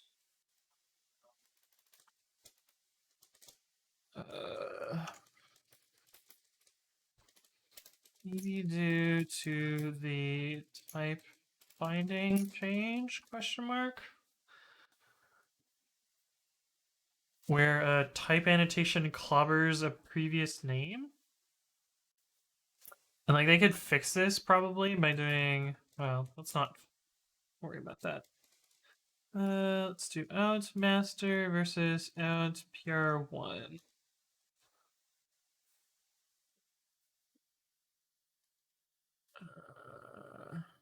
Can we have the same difference here that we can ignore? Pandas has a lot of changes. Redefinition of unused multi-index. Let's see what that looks like. 111.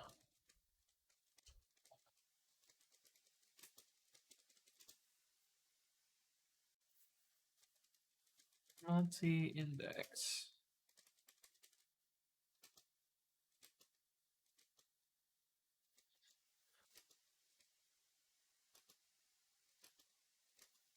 What?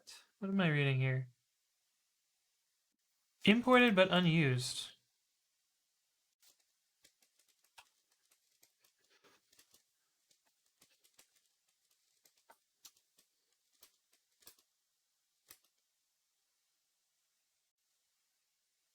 It also imports it in there. I think this error is actually correct. Although we have another 4,000 lines to go through to maybe verify that. It's weird that it wouldn't have been detected before that pull request, though, so I'm a little bit suspicious of something.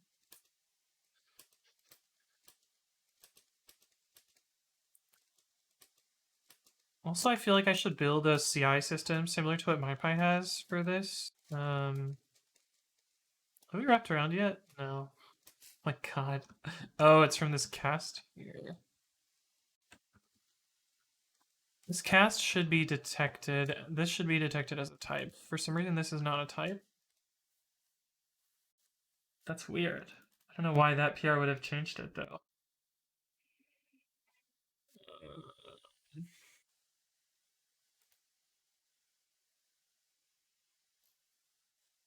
That's from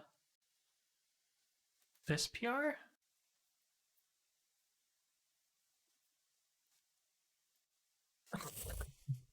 We answered the question about the big blue button, which is fidget toy. Learning about const bunking juicebox hero with and without at is the same. No, it's it knows how to do that. It does both of them. Fake editing function, though up arrow would let me edit. Huh. Interesting. The answer says, do you have a passphrase on your GitHub SSH key? I find it annoying. I do, but I have it in my keychain, so it auto unlocks it.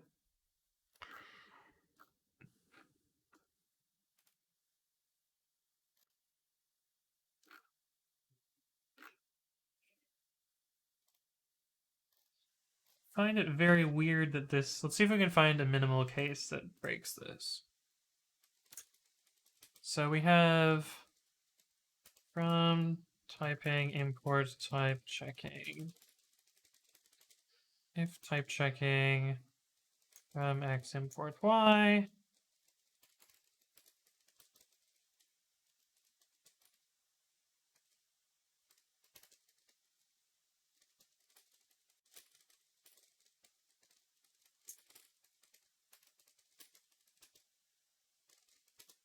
So that produces no warnings. What's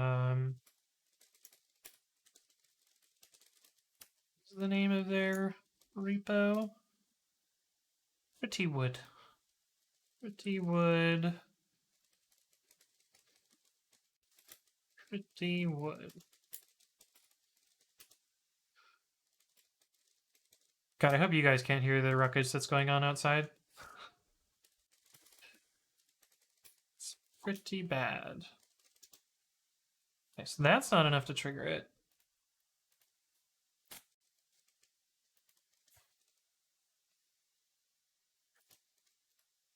What was the type?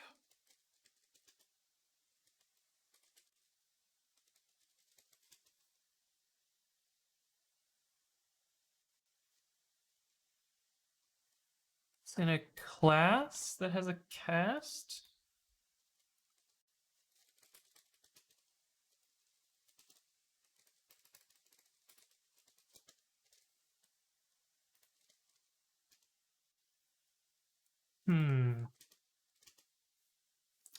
This is the only occurrence of that.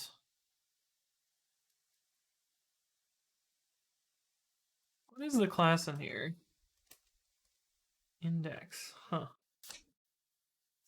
Orland says, do you have anxiety? I don't know what that means. What do you mean? Do you have anxiety?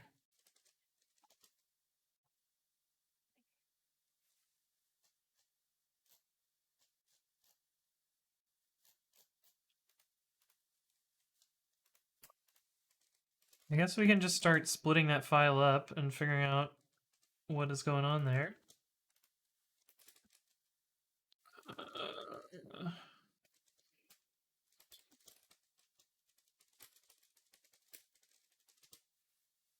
I keep doing that.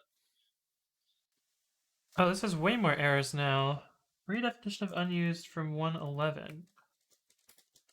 374. Oh, yeah. This is I think this is actually correct. I'm not sure why it wasn't an error before, though.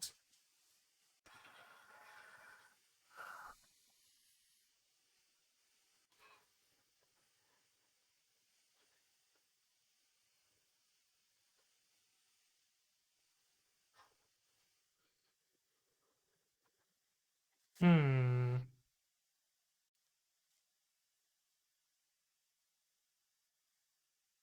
You want bonked rank juice. There's two directions.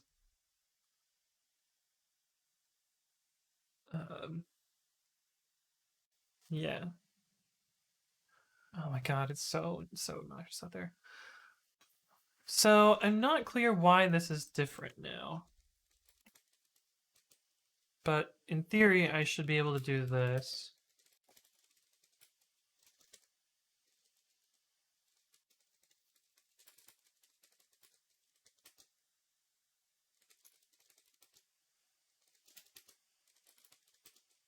Is it like a recursive function?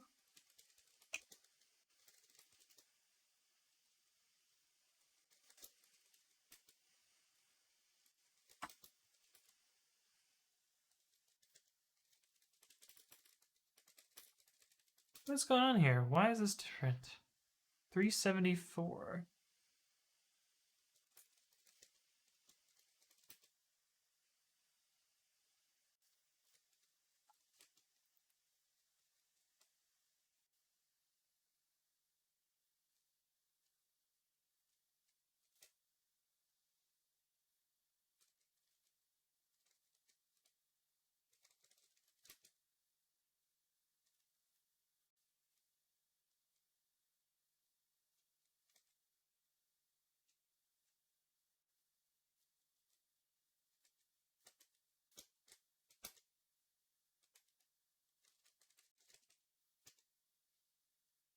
Oh, that makes this worse.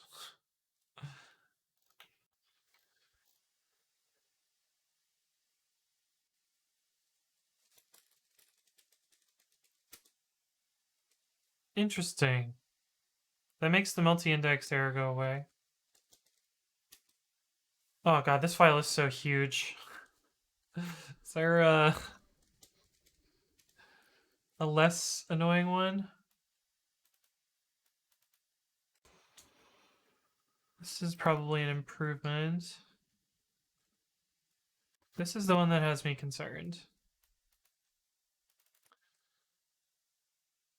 We're gonna mention an unused series from line 58. Oh, these aren't natural sorted. That's why I was super confused. Let's look at this file. Maybe this file is shorter.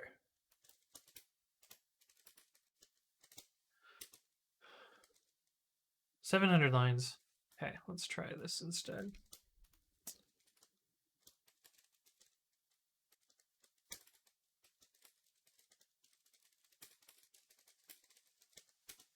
Construction.py. So I think it's the same. This is a different case. In the union in here.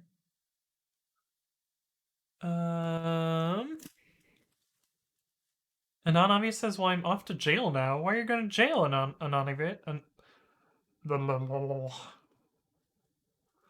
Hold on. We should really let Anonymous explain to them how to belong people. Oh. Oh, I understand now. I understand now. Fun Gang says, "Main hands do a lot of left and right movement. Have you considered an ortholinear over stag?" What do you mean? What do you mean, Five Gang? Explain. What's up, Frank Expert? Hello, hello. Huge pandas. What is MOTD? It's message of the day. Why should there be a message of the day? Things change all the time. Horny Jam. I've been programming with Python for some time now, and I would say that I'm decent. And just like 2 days ago, I started like developing Python server backend using Flask and MariaDB. And then I can look at your stream and think to myself, I have a long way to go. Oh no. Uh, so linear keyboard. Is this the like little itty bitty? Oh, this is the grid keyboard.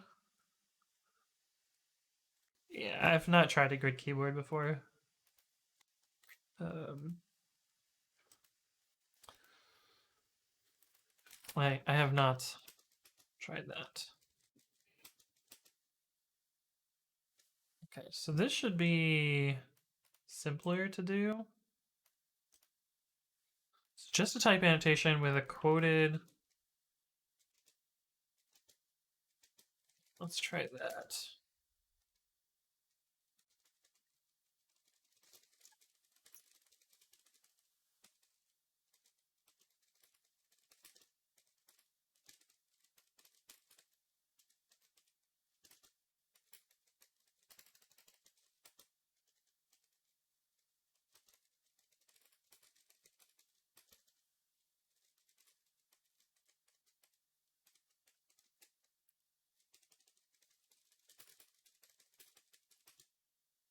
Aha!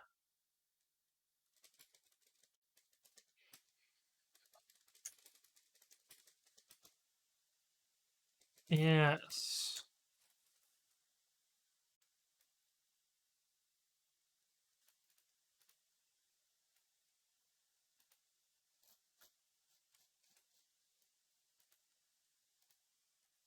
Okay. So I ran this against a bunch of typed code. Can't really explain this. I don't know why my muscles just went to type shit instead of this. Can't really explain shit. Can't really say this difference. I boiled this down from a change in pandas.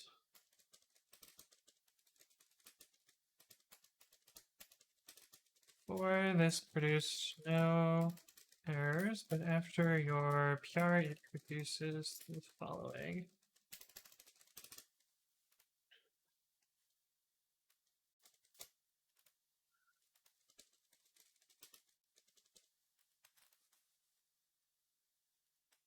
I moved to one a few years ago. It was game-changing movement. I took a few weeks getting used to, a month to get back up to speed in coding, but I 100% have zero regrets. I see. Muscle memory doesn't lie. He wanted to say shit. It's probably true, 5Gang. It's probably true.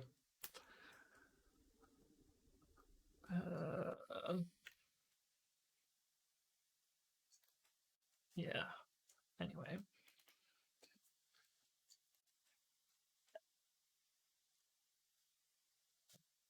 I think what happened here before is this was being eagerly checked. Or was being, yeah, it was being eagerly checked and now it's being deferred. So when it was eagerly checked, it marked this as used.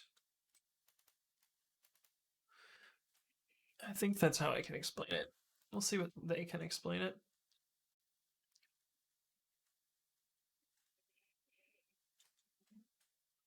Wonder if we can drop all names or if usage online 1026 is really that much faster. It's a set in practice on real code bases. I guess we can look at that.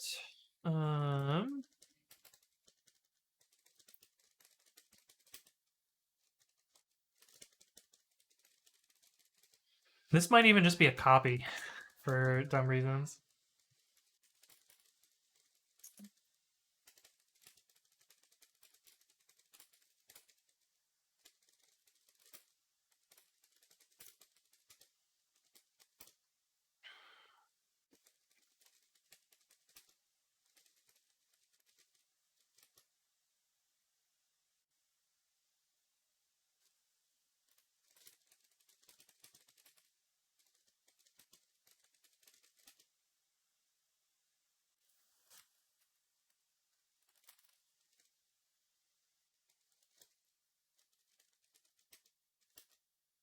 Let's go click get all.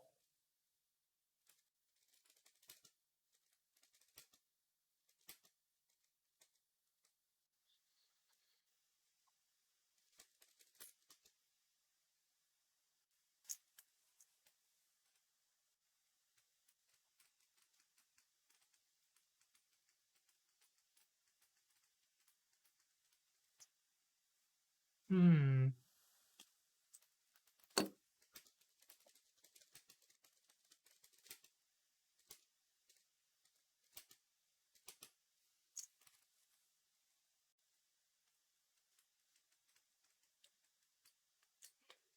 Yeah, I mean, it probably doesn't make this much worse. It goes from O1 to ON there. I wonder if we can drop all names or if the usage is really that much faster just because it's set in practice on real code bases. I'm logging that in line. Okay, cool. Yeah. Yeah, I thought about this, but I don't really have a good way to profile this. Imagine it's not a significant difference to keep the original value as a list and just do in against that, where it does appear to change this from O n times M, or from O n plus O m to where n is the number of imports and m is the number of items in total under all.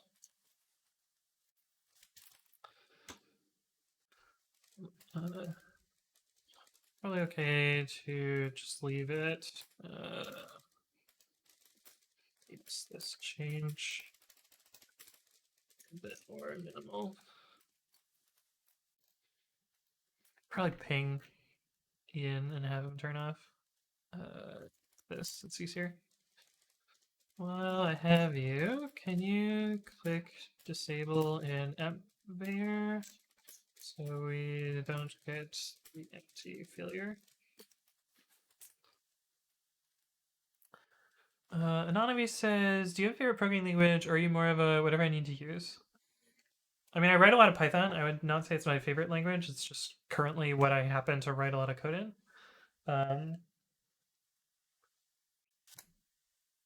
But I really like the syntax and features of C#. I also really like Visual Studio, but I haven't had a chance to write it in a while. I don't know. I'm kind of all over the place. I use a lot of different programming languages. Although almost all of my stuff on stream is Python currently, just because of that's the way things go.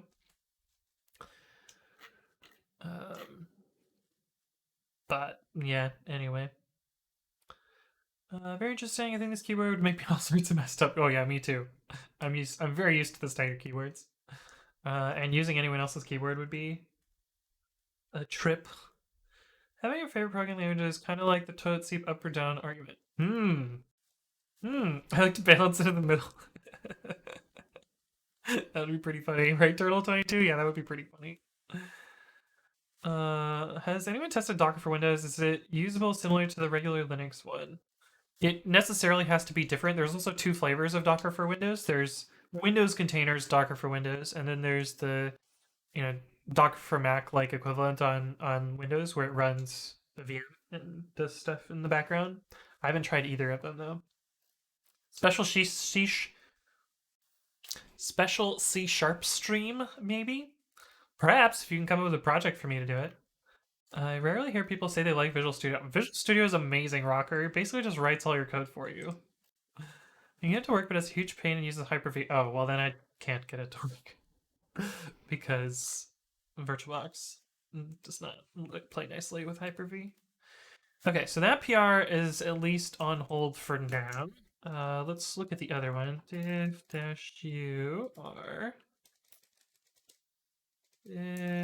Div-u-r. Out master versus out PR2. This should mostly decrease lints.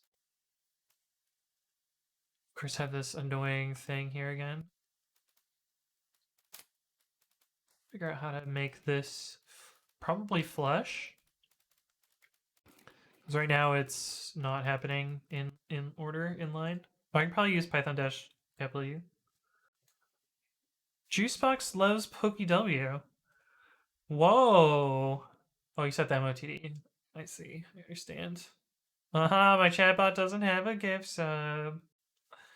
I have a special Ruby stream idea if you're interested. What sort of Ruby streams are running? I have done Ruby on stream a few times. Docker on Windows requires motherboards to have virtualization enabled through the BIOS for it to work properly, including some settings turned on application features. We're on, at least on macOS, you just install it, it works. Yeah, almost every Windows machine has those enabled though. Better in a Linux VM, in my opinion. You will spend too much time trying to figure out weird issues on these. Oh yeah, 100%, 100%.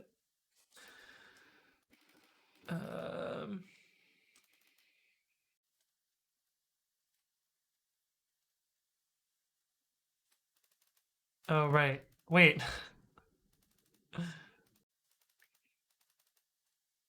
So this other PR fixes those two issues that we had found. Oh wait, the other PR is probably not based on master. It's probably an old PR. Okay, so we have to still investigate what's going on with these two things.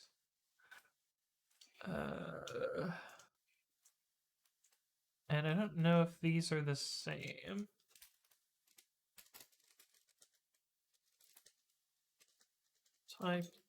Typing? Panda's typing. 37.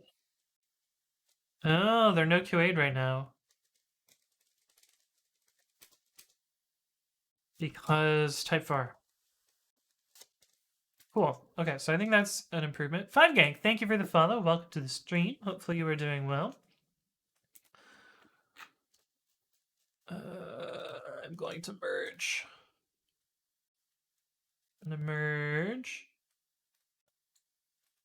Going to merge. Is Pokemon still a mod? No. I demonitor. Mini Triga says, hi from the stream. I've started using pre-commit. I'm currently writing docs and have pre-commit check YAML, but can I ignore specific YAML lines?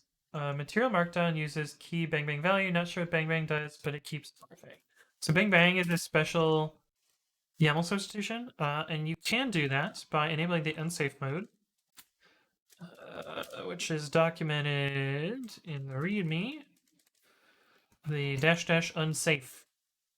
This will allow weird YAML extensions such as the bang bang tags. So yeah, you can do that as well.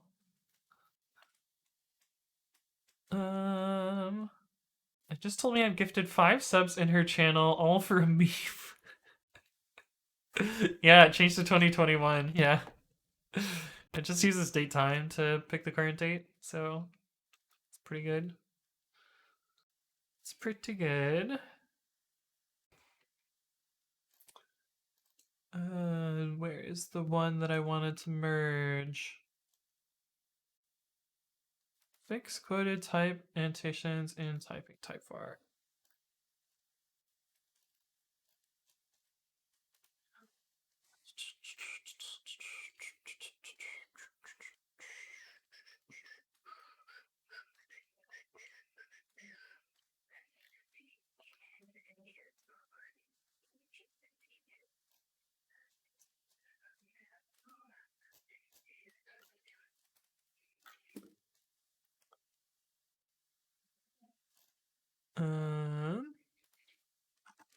Validate this against a bunch of code. This improves checks in.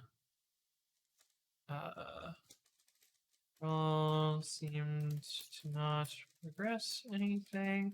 Just one improvement. The code bases I surveyed.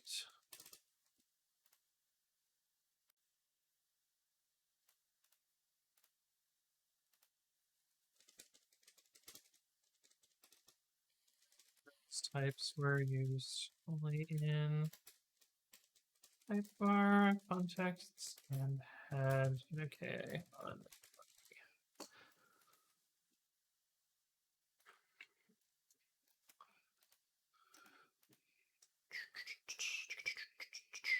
It's too bad the bot can't whisper Pokemon anymore. Yeah. I'm both set up to do development on Linux VM with Docker and Win32s, which is missing Docker, so I will do all the Docker-related stuff on Linux now. Yeah, makes sense. Aquafunkalistic Booty Wap, welcome back. Good to see you. Bang Bang, that's a great tune by Discourage.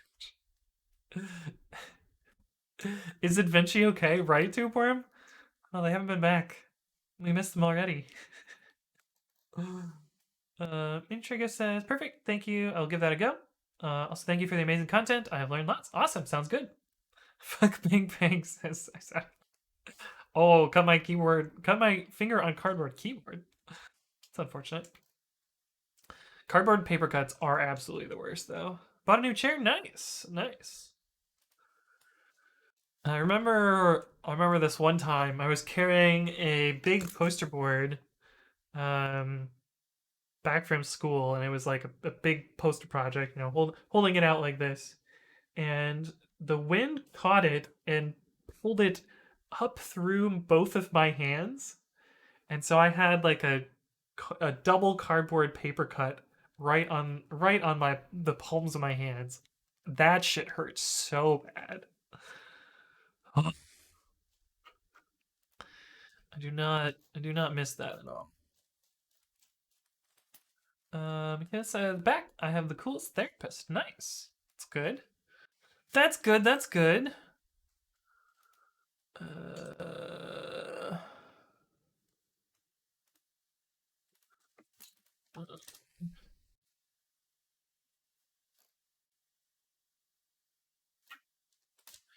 this is intentional. Pre-commit only installs from the configuration and never the repository under test.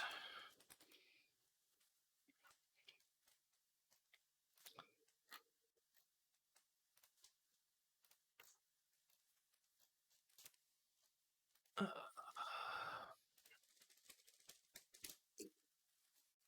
guess I'll link them the longer description. This one. No, this is different thing. This one.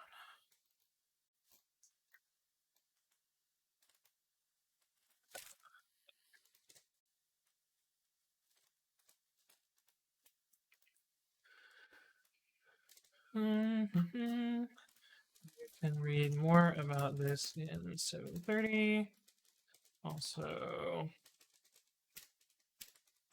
check out all the duplicates linked here as well. Great information. Oops, that's it. Done.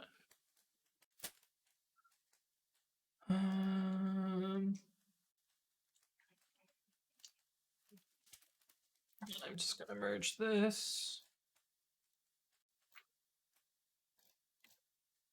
as well. Yes. Fuck it.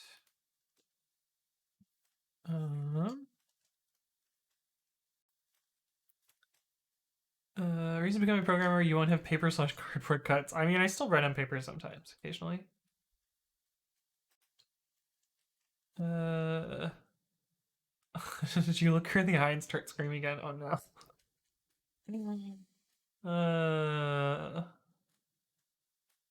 I'm sure Anthony can figure out a way to hurt himself. Whatever's cutting my thumb, it's really been a pain in the butt.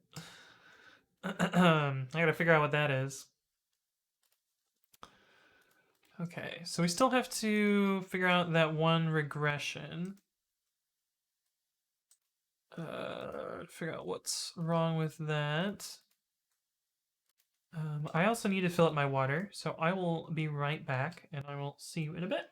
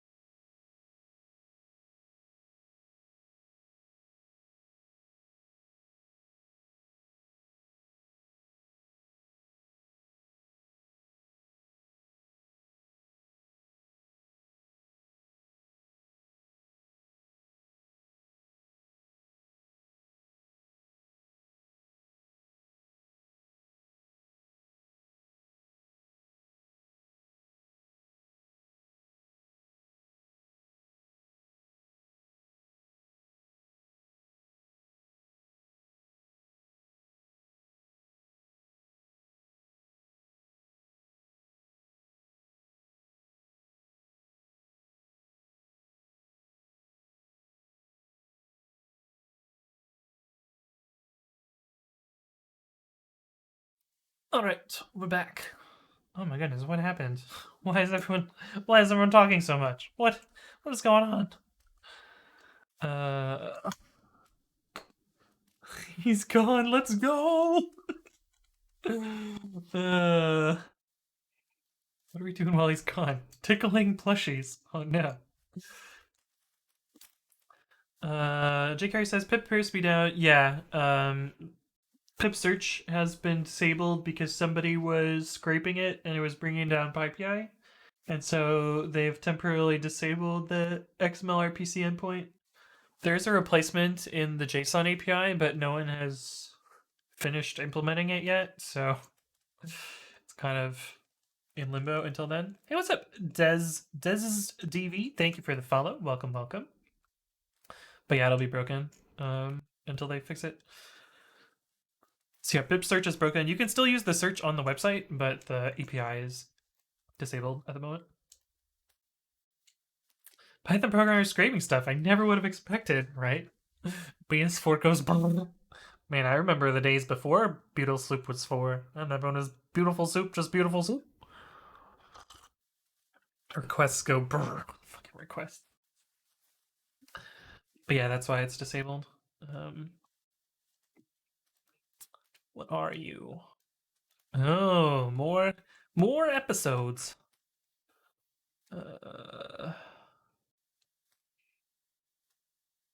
Yeah. Yes. It's great when I typo in videos, but it's because I do like no prep and yeah. Cool. Looks good. Ah, this damn GitHub bug. Gotta make the window bigger to click the button. Merge. Never caught up on email. I have an hour and a half until I have to take a phone call.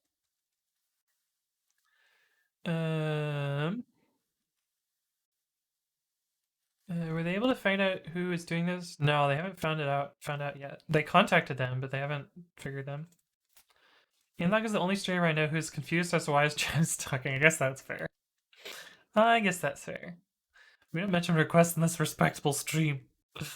Somebody also had bugs.swift.org with a simple backdoor.php. Huh. Some dude only tried brute forcing a 64 character API key using Python. He didn't get one. Oh no. That's not a good idea. Okay, so let's try and bisect why that file is failing. And then hopefully we can figure out something from there. So we're going to use some cool bisect shenanigans here. It shouldn't be hard to bisect. There's only 20 commits or something, so. Somewhere between baseline and master, this file started putting this. So what we can do is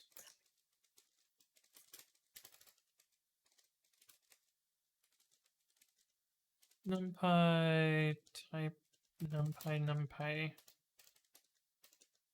typing init to t.py and then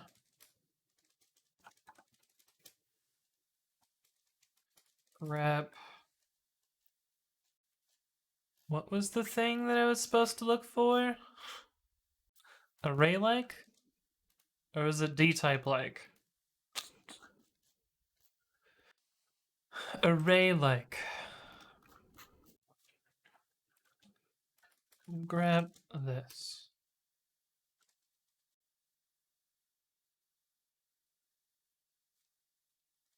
No. Grab this. There we go. And if we negate that, negate the entire pipe,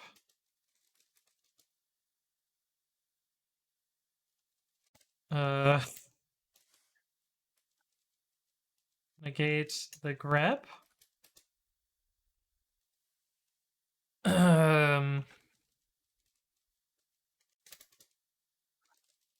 How the fuck am I supposed to do this?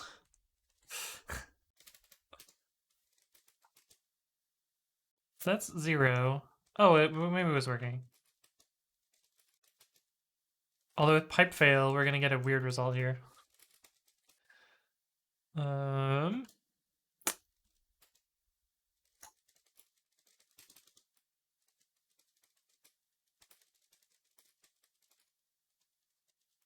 So what we can do is for true in here, pipe that to grep. And then negate it, I think.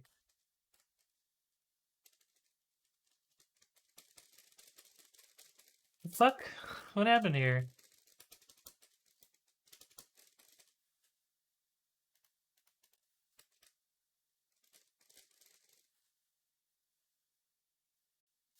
Did we find a bug in my text editor again? It's chilling at 100% CPU. Kill Babby. So typing a parenthesis here causes it to loop forever? Yeah. Okay. That's an interesting bug.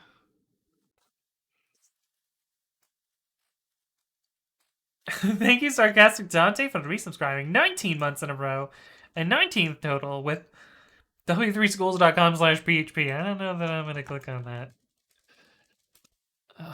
These bugs are really annoying. These infinite hang ones. Infinite hang with particular shell script.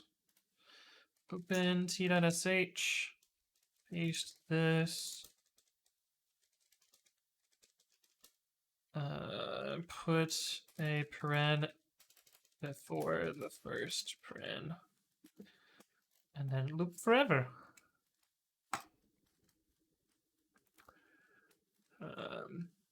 Labels bug. Stupid highlighter. Can you recommend a book or course for learning Python for beginners? Somebody linked my video? No one linked my video. I actually don't have any book recommendations because I don't really like to read books myself, but you can check out this video that I just linked where I talk about my recommendation for getting started with programming. Luke Wexler says, I've never seen a keyboard cut in half. Yeah, it just broke, man. I don't know what happened. I was typing away on it and it just split in half. He broke his keyboard 2 streams ago, but it still works. If there are any issues involving NumPy, it's 99.9% NumPy's fault. Probably. Pyflakes is like PyCharm? It's a linter. Yeah, it checks for mistakes in code. It's not really like PyCharm. Although PyCharm does have a linter, so it is similar in that regard. Look at all those emotes, Sarcastic Dante. And your fancy founder's badge. It's always good to see you. Babby Bugs means rewrite. No, it probably means there's a bug in the grammar, and I need to either figure out a way to detect the infinite loop, which I have infinite loop detection for some other stuff, but apparently I don't have it for whatever infinite loop is happening here.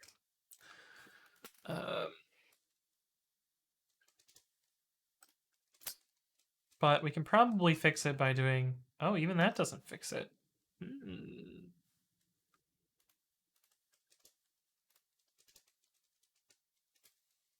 I do this? Maybe?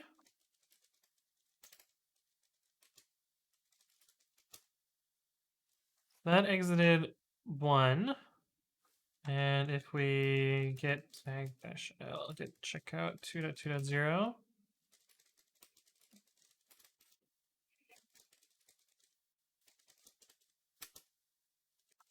And this should exit 0. Hey, there we go. All right. Chmod plus x t.sh get bisect start get bisect good 2.0 get bisect add origin / master get bisect run t.sh.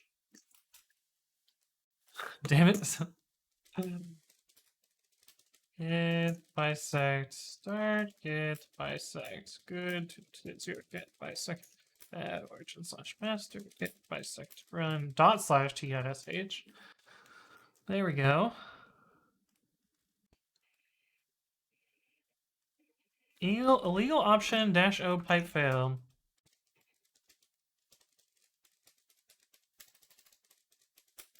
I forgot my shebang.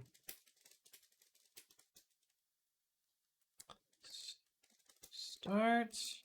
Add. Good. Right. There we go. Fix undefined name in annotations.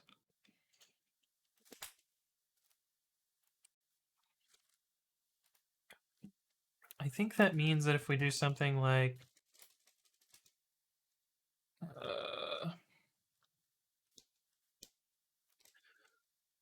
from y import z,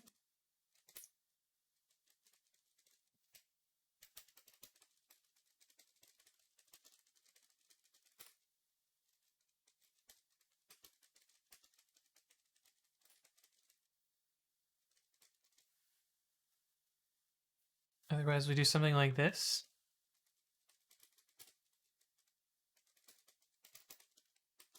So that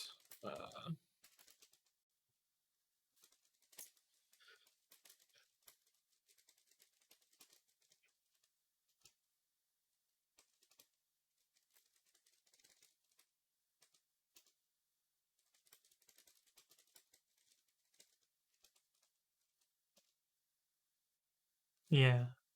So that regressed this. I don't know if there's a way to fix this though.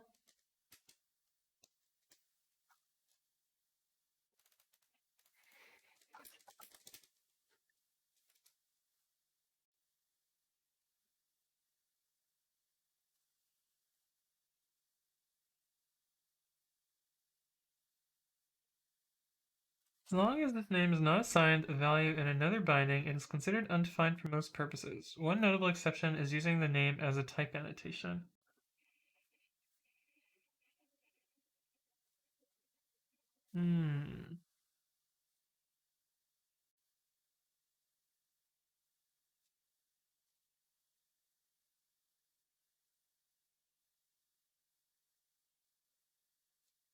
Oh, so what's happening is this binding, I believe, is clobbering the existing binding.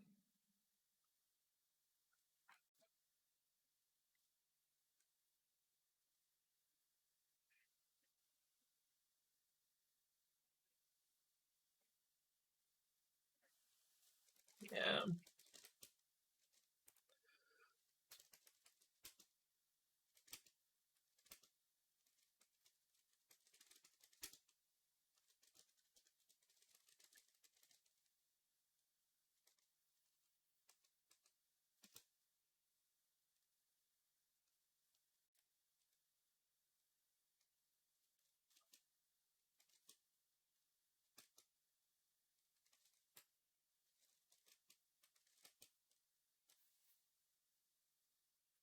For scope in scope stack, if value.name in scope break.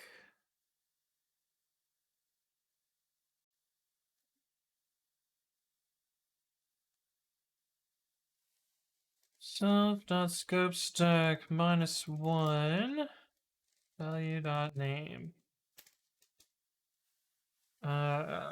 Okay. So I guess the question is, should it change that value?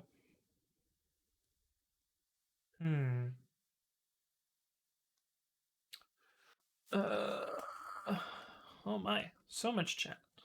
What happened? How do I start programming if I know literally nothing? Well, first you would probably bootstrap reading, and then once you had bootstrapped reading, you could bootstrap speaking. Then maybe you could speak about reading, and eventually learn programming. I don't know. Hey, what's up, Red Scratcher? Hello, hello. Good to see you again. Did you get your bot and Juice a free sub, or are you just paying Bezos every month? I got my bot a free sub. Yeah. You're really, from the partner guidelines, you're really only supposed to use it on bots.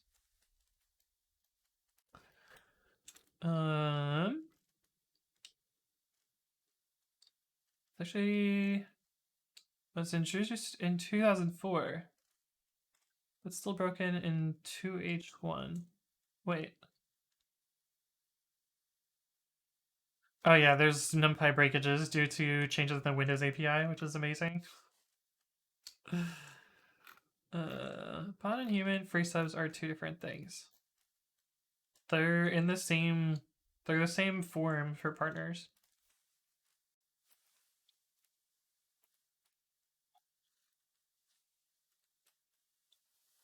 Okay.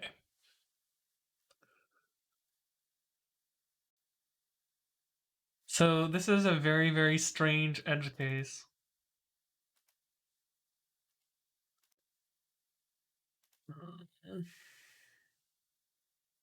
Do you guys want to see something funny?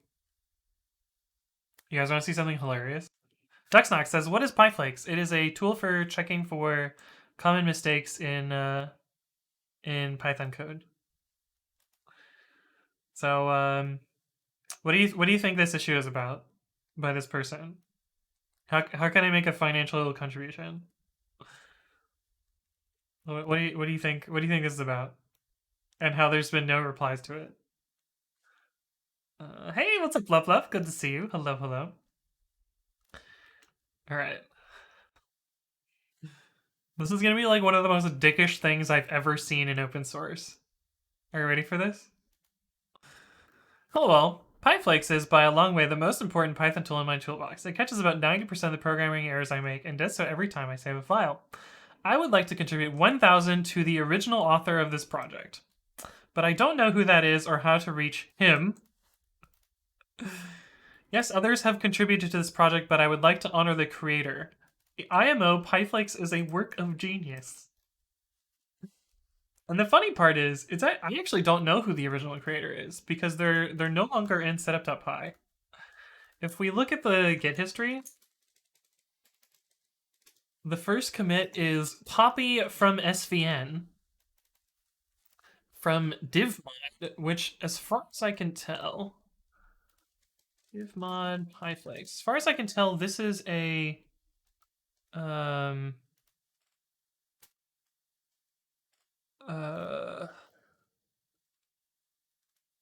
a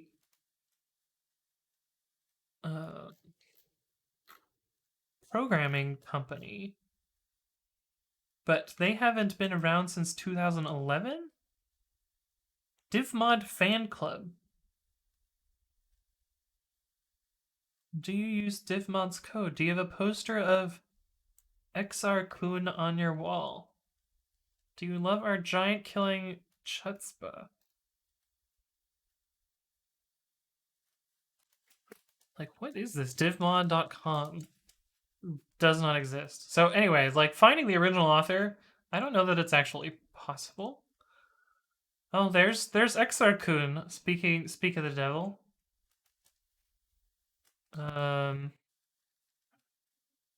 But I don't even know how they would find the one, like how they would find the original author. Oh, I know who Glyph is.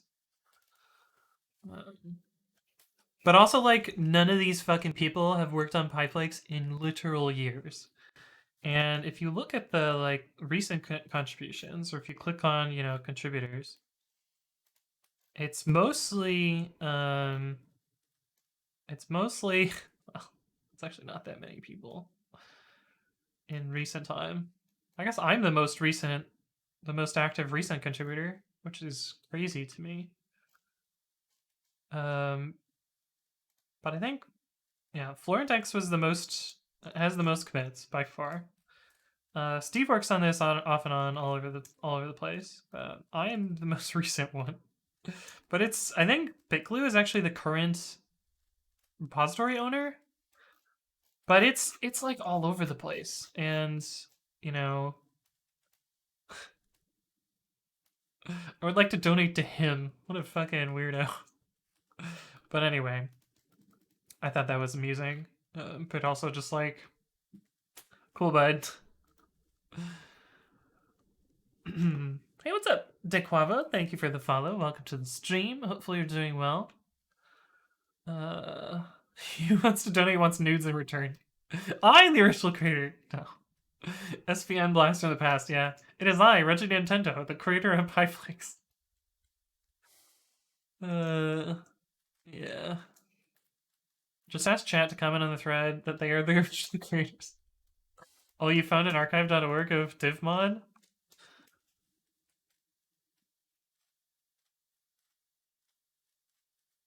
It doesn't even list pyflakes here.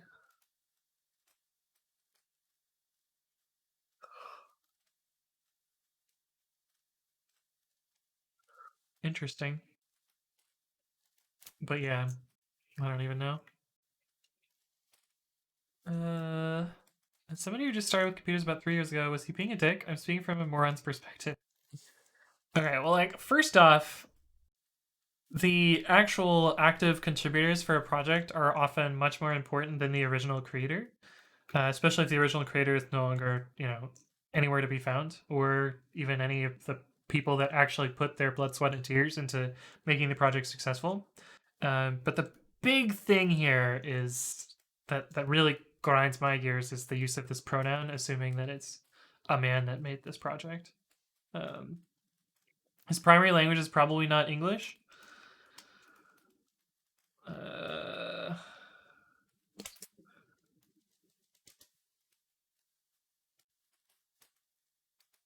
I'm thinking his primary language is English.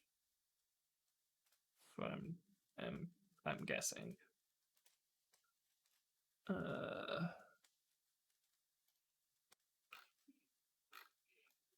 Hard to tell, but my guess would be English. That's his primary language. But like, yikes.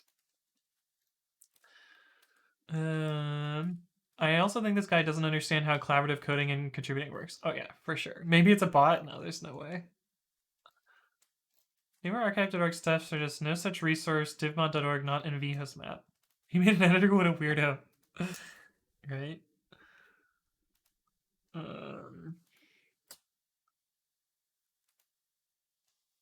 Okay, but we found...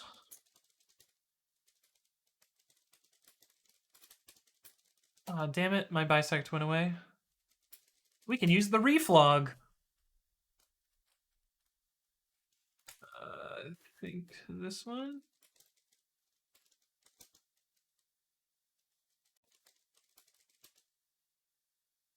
Nope. That was the last good one. Where's the last bad one? This one?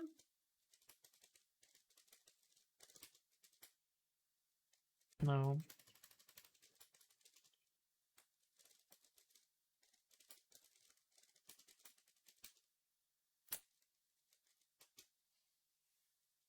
This one. Ref slash bisect slash bad. I guess that's how you find it. So 535.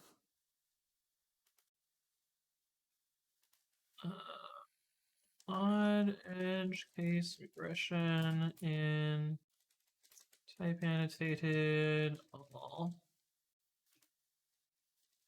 Seems enough of an edge case that it's probably not worth fixing. Ugh, not quite sure how to approach fixing this. It regressed as part of 535 CC. Here's a simplified example. This is boiled down from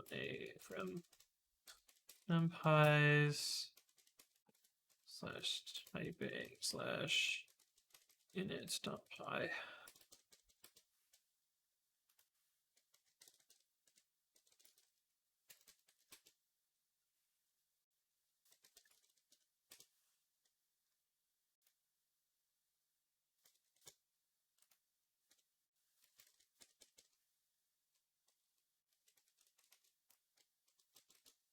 After 535, the type annotation covers the export binding.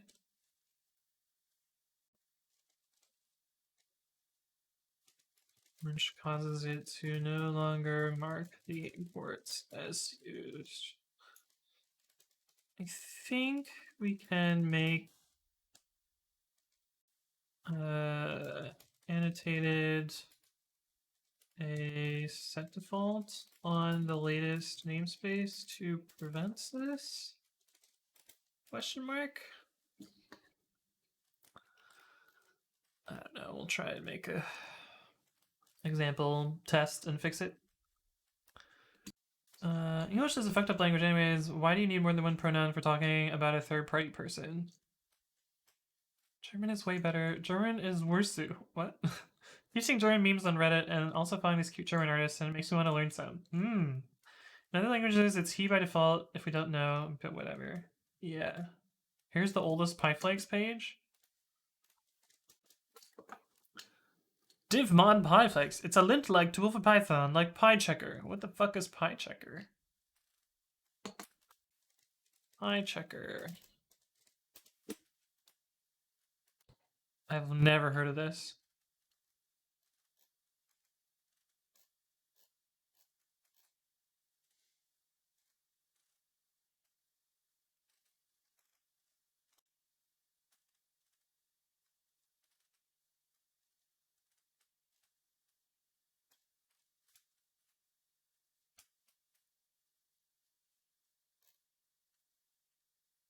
How do you get PyChecker? PyChecker PyPI. 2003. Wow, never even heard of this thing. Pyflakes on fresh meat. What is fresh meat?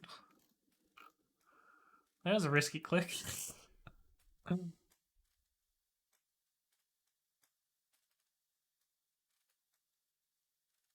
Huh. Anyway. Cool.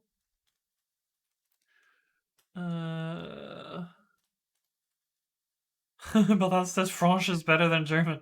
I just wouldn't know how to tell someone when to use what. What do you mean in unobvious? You mean in languages or?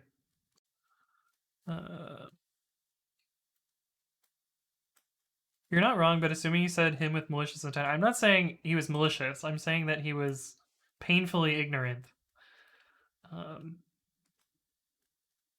But yeah.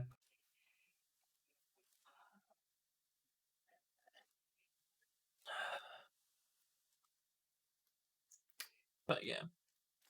Again, thank you for breaking down for me. I said nothing wrong with the message, so I didn't understand until now. I live in a town of 3,000-ish people, so things like him, her aren't even mentioned. Yeah, I think the bigger problem is that like he just doesn't fucking understand how open source works, like at all. So shouldn't this guy donate to the creator of PyChecker? PyFlakes is just a copycat. I like risky clicks. Well, I don't like to get banned from Twitch, so I try and avoid them. Okay, let's see if we can what we can do to try and fix this particular case.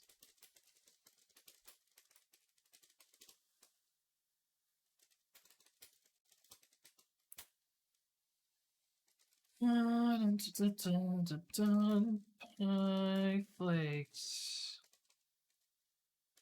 Test. Test type annotations. Let's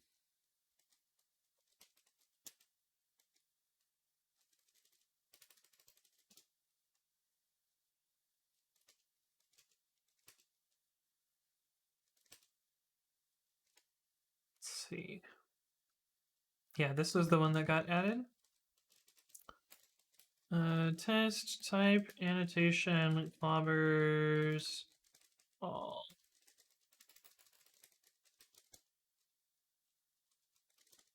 Self-dot flakes.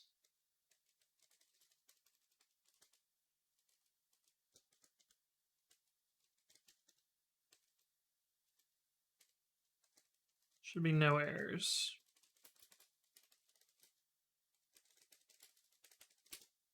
But we should get one failure here. This page has the info you're looking for. Does that page actually render? Or is it a 404? It's 404. That doesn't count as opening W3 schools. The answer says, do you have some kind of noise gate? The music gets more quiet and eventually stops if you don't talk for a few seconds. No, the music is a constant volume. I don't have anything that changes the music at all. There is, I am running RTX voice at the moment, so it is filtering my voice a little bit because they're doing construction right outside my window. But you risky clicks, there is still be 3 schools, yeah. Edwinst, how's it going? How do you write unit tests? In this case, I'm just finding a test that fails, and then we're going to fix it, essentially. School/Python? Yeah, I do know that page. I've seen it before. He clicked it counts. No, that's not how that works, chat. That's not how that works. You know the rules. No. You still smelling burnt toast? No, it doesn't smell like burnt toast anymore. And binding. Okay.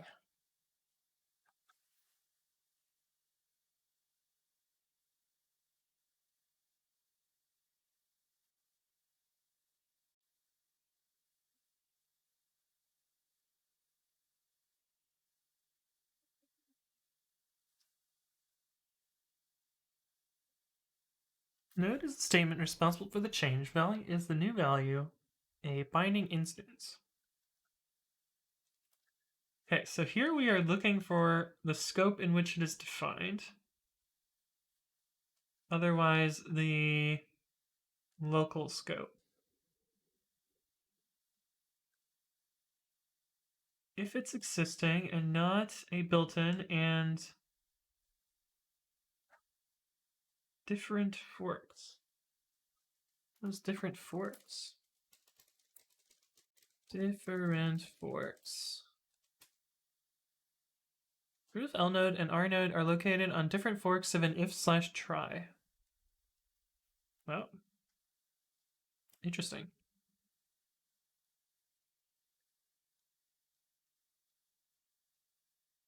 So existing is true, and it's not a built-in, that's true. Why are we guessing at this? We can just break a point and figure out what's going on here.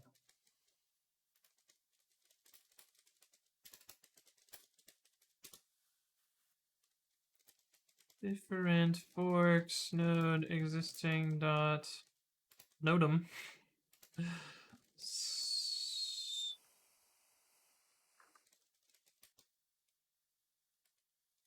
Oh, this is the first time through. Second time. No?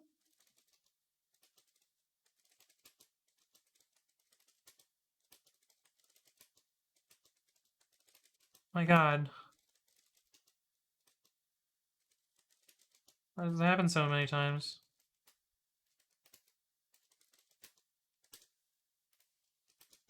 If is instance value annotated, then we'll break a point. And annotation. Okay, existing is this. Self.different forks value existing dot source false. It should be true.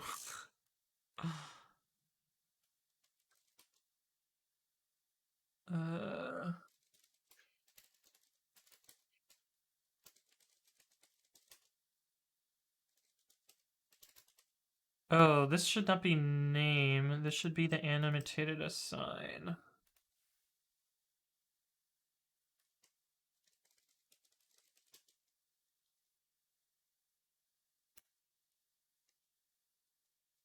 If it's an annotated assign.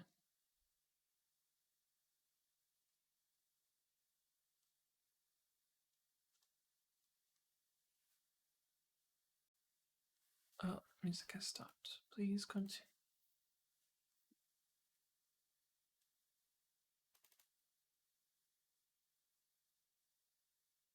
Current statement is a 4. Hey, what's up, Jan1337? Thank you for the follow. Welcome to the stream. Hopefully you are doing well. So,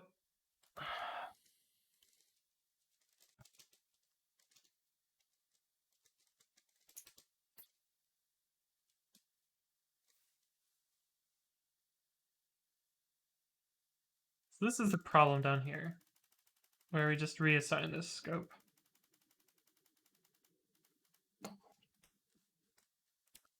Did you know the smell of burnt toast is a sign of a struck? No, it was just in one room of my house, so I'm pretty sure it wasn't that. Felix says, does this count? This is almost certainly a W3 Schools link, but hidden behind a link shortener. Oh, it's GitHub's W3 Schools on GitHub. Oh, it doesn't count. Never gonna let you down. Never gonna run around and desert you. The image keeps going, but the sound stops after like 5 seconds of you not making any noise. What do you mean? Is there like some hum in the background? Here, let me pause the music. Are you saying like there's some background noise when I stop talking?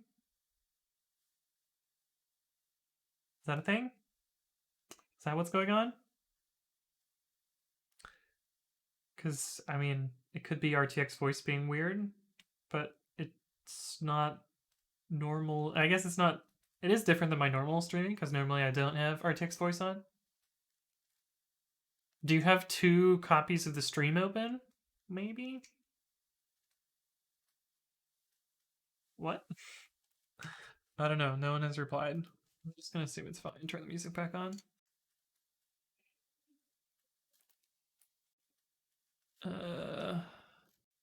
Git.io GitHub URL shortener. I didn't know about that. I tried to use that to make a custom Anthony link, but the vanity URL part doesn't work. Oh, I see.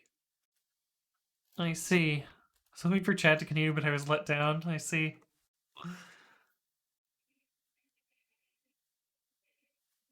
Okay, so I think this is just looking for the redefined stuff.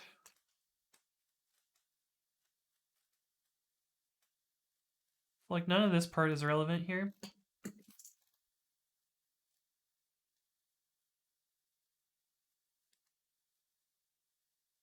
I think we actually don't care about this here. Oops, because it doesn't actually redefine the name.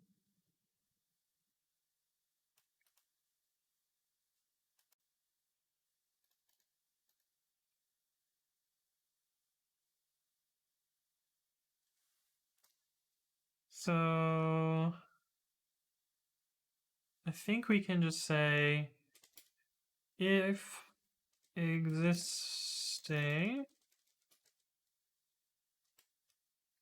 if non-existing or is instance value annotation. If it's not existing or it's not an annotation, then assign it.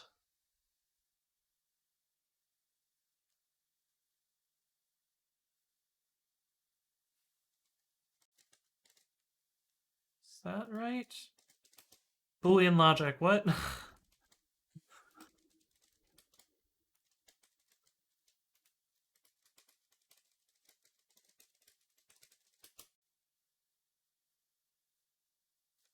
Yeah, that fixes it.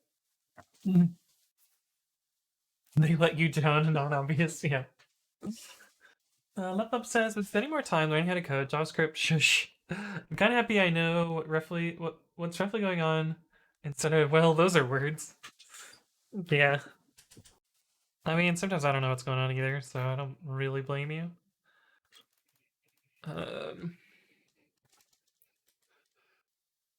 Don't allow annotations to clobber all if it already exists. Don't treat annotations as assignments if there is an existing value in scope. The weird thing about this is self.scope. Okay, so this is fine. We don't actually care about this loop or any of this shit up here. Although existing is different. So we actually don't want existing here, because existing is it exists in any scope. If value.name not in existing, Or not instant. I think that's a better way to put it. Oh god. What happened? What happened here? Oh, not in self-taught scope. Durr.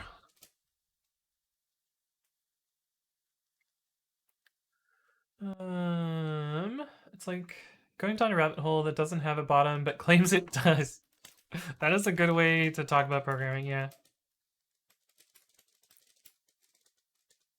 Get checkout, or we're still in a bisecting state, which I should actually cancel, but I already made changes, so we're gonna do this instead. Annotation, poppers, fix annotation, clobbering, all.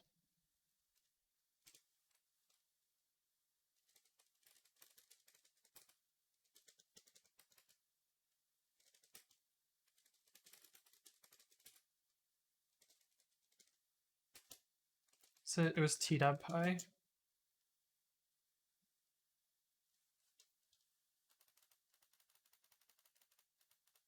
Wait, did this not actually fix the bug?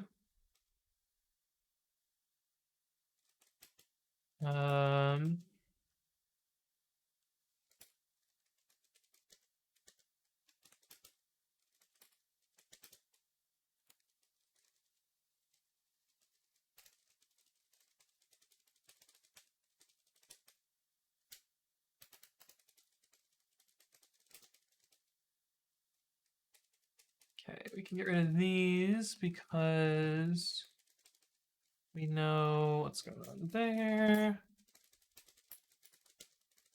And we can push this to my branch. And test this here.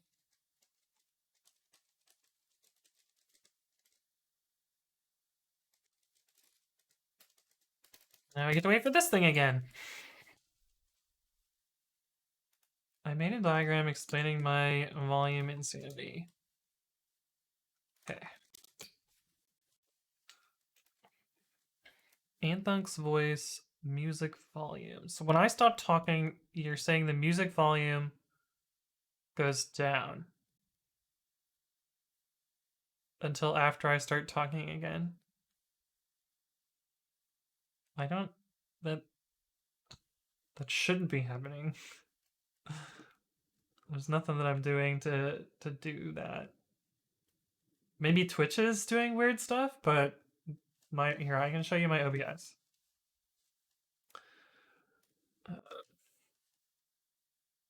Oh, damn. Oh, double damn. Dythorg! Thank you for the follow. Welcome to the stream. Hopefully you're doing well. But this is my voice volume here on RTX Voice, and we're at a quiet part in the music, but the music volume is the same whether or not I talk.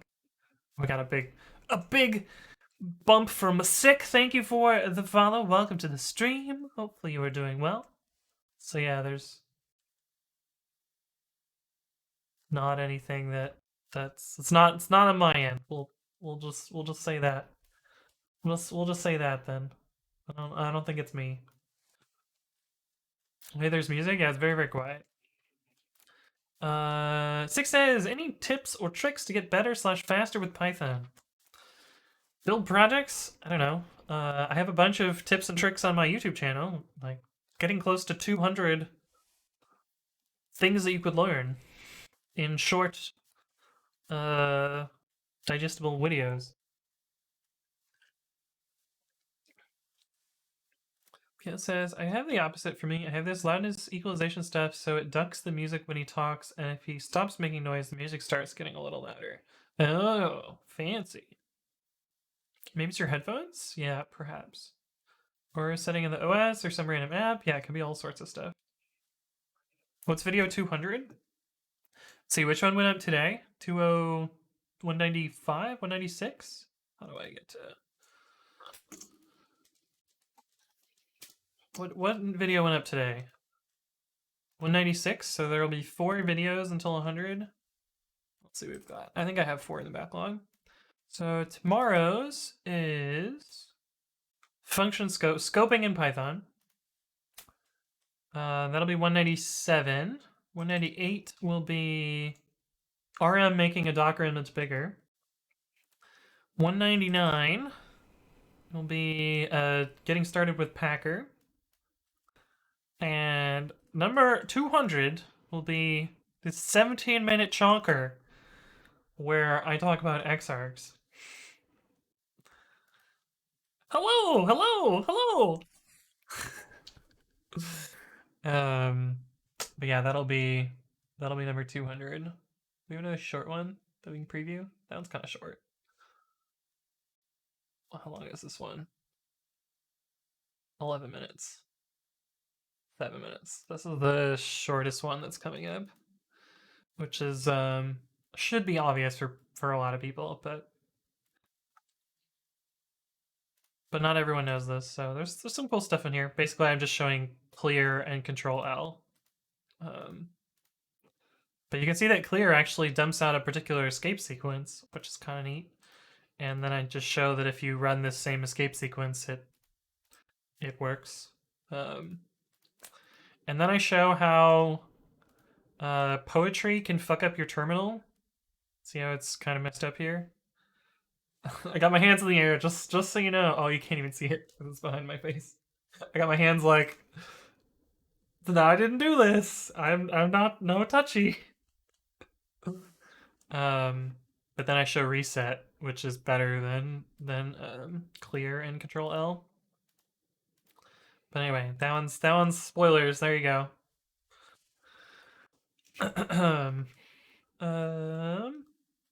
I love his high pitch hello at the beginning of his videos. Yeah. Actually, like 2 videos ago, you didn't say hello and welcome to another video. Well, I'm inconsistent with my intro and outro, as you all know. Jay Phils, how's it going? Welcome back. Good to see you. How are you doing? To celebrate 200, I'll watch it while having W3 schools pulled up. Nice. Nice. You control the keyboard with your feet. But anyway, yeah, we're coming up on video 200. Also, we just recently passed 3,000 subscribers. Go away, copyright notices. 3,000 subscribers, which is pretty cool. Back to the office. Meetings galore. How goes it? It's going alright. We're working on pyflakes today to try and fix some stuff. That fucking guy. Let's see. diff-u out baseline and diff-u r out baseline and out pr1. Okay, so there's gonna be some differences here. This one we can ignore. This one we can ignore. This is the weird standard error thing. Hey, what's up, Fulkin? Thank you for the follow. Welcome to the stream. Hopefully you're doing well. These two go away. Yeah, these go away because of the other pull request. Cool. So this fixes that edge case bug. 80. There we go. Okay, so we'll make a pull request of this, and that should fix 605. There resolves 60. Oops. I opened the Google Chrome help. When he pulls away the Anthony, and there's another Anthony, 2 health bars.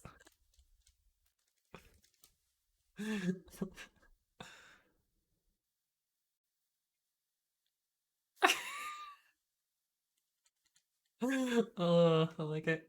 Hey, what's up, Greg? Hee. Hello, hello. Back to coding. Yes, it's true. It's true. It's true. I mean, I did one game stream. I've done like one. I guess I did. We played Among Us last month too. So, like 2 out of the last 40 streams have been video games. So, yeah. So there's such things as feet keyboards. There are, yeah. Or you can have like just foot pedally things. Oh God. All of the tests are broken. I thought I ran the tests.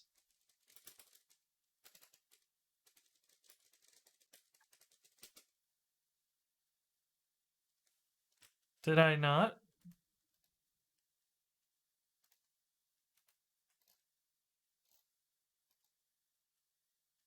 Oh, I forgot to skip them in Python 3.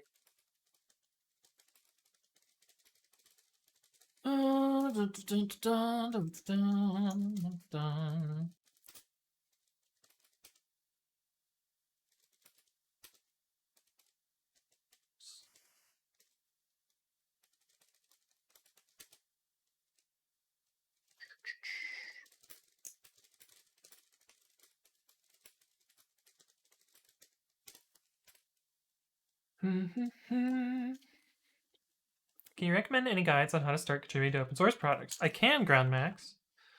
Let's see if this is gonna do it. Yeah, there you go. How do I get started in open source? I would check that one out. There's also this one. Nope.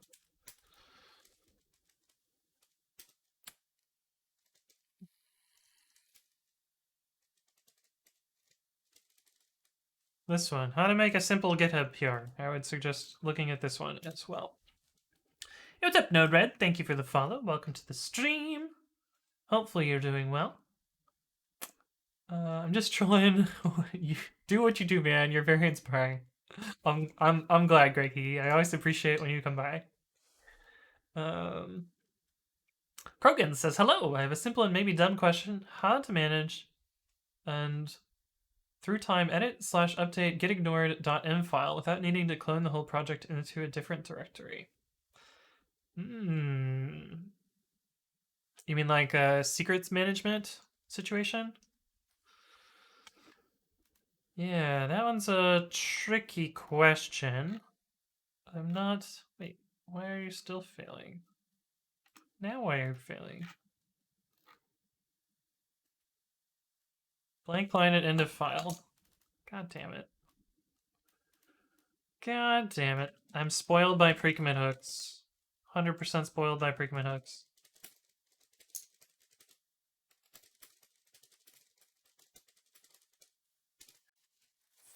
Fixed? I don't know. End files kind of have that limitation in that like you kind of need to copy them around. What I do for mine is I put the contents of some of my end files into my password manager and I copy and paste out of that. You could go a level further and use an actual secret storage, so things like vaults or your keychain or other things. But yeah, something like that. But yeah, it's tricky. Because you definitely don't want to check it in. Don't ask Anthony about secret management, he only knows how to leak them. Oof. Then he says, I'm trying to run this program, it says I need a snake. I don't like snakes. How can I run this program without getting a snake? That's funny. You know, the way you say that is funny, but people have actually been like, I don't want to install Python to run this Python script. And it's like, well, then you're shit out of luck. You kind of need Python to run a Python script. Hey, what's up, Metabytes? Hello, hello. We don't want Snowden leaks, too. Why is GitHub Actions running on my fork? We are going to turn that off. How to disable? Student settings. Hey, what's up, Vinny? Thank you for the follow. Welcome to the stream. Hopefully you're doing well. Disable. This is in my fork. Okay. Save. Done. So that should stop trying to run that. And this should be green except for @var, which will be red still. Okay, that looks good.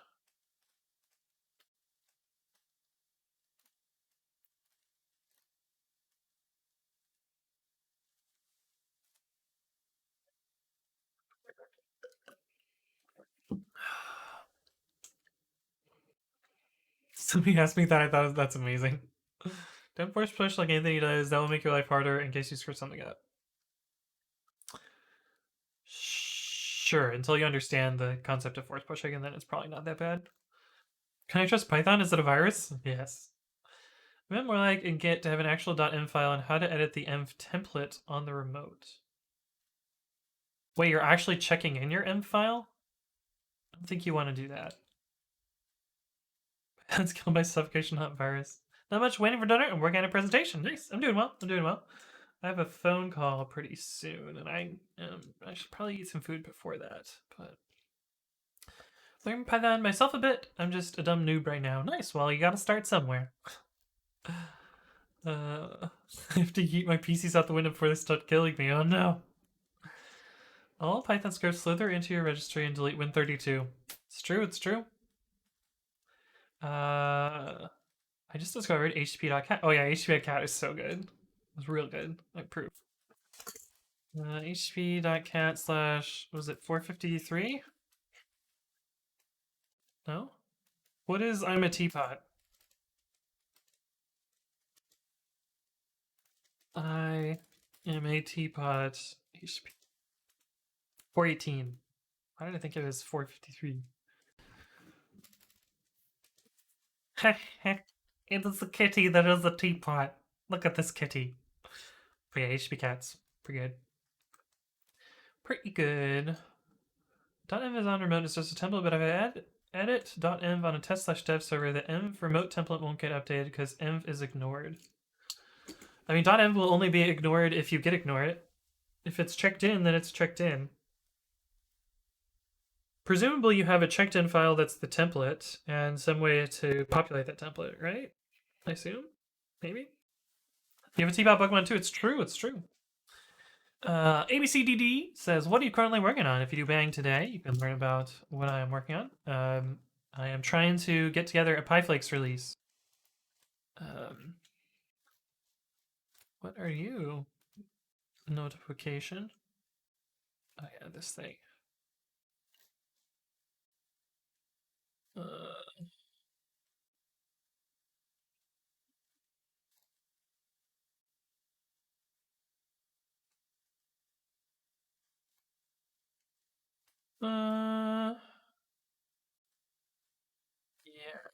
Hey, what's up, Berserker? Thank you for the follow. Welcome to the stream. Hopefully you're doing well. I think I've used pytester.tester.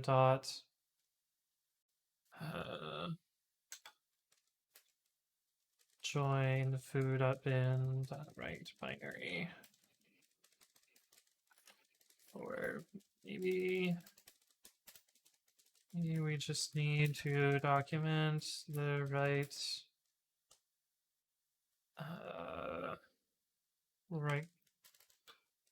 code here, something like that. Yarkaki and Halfgrass, thank you both for the follow. Welcome to the stream. Sorry if I messed up your name. I tried my best.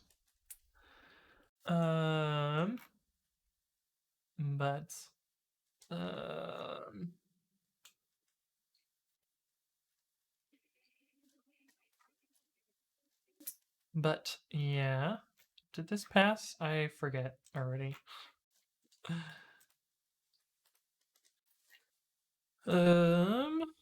One in progress. What are you doing, Windows Pi 2? Oh, you're done. You're just caching or something. Okay, cool. Looks good. Let's see. Next release, Piflakes 3.0. I'd like to make one last release of Piflakes before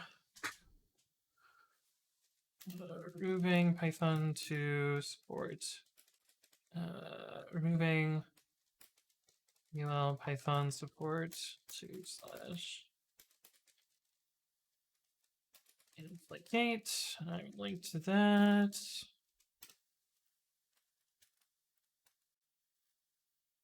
Where is the issues? I fucking hate GitLab. Which one of these is issues to? Is it this one? Okay, it was that one.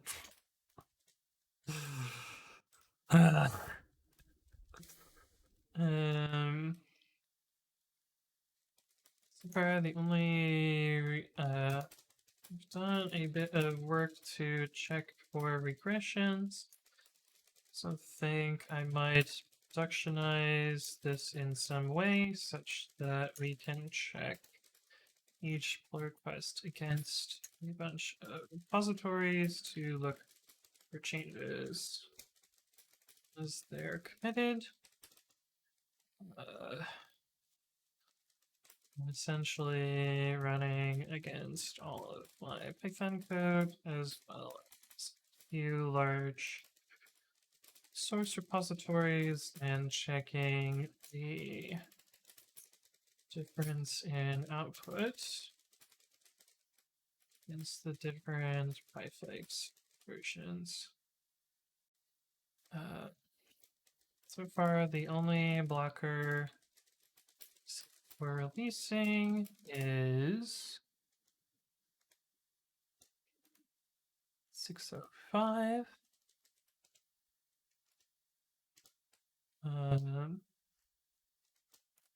Other few things we could get in before the release would be which one was it? 575.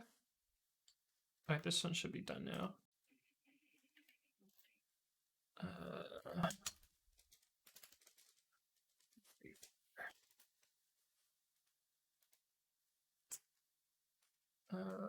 575. Yeah, I think 575.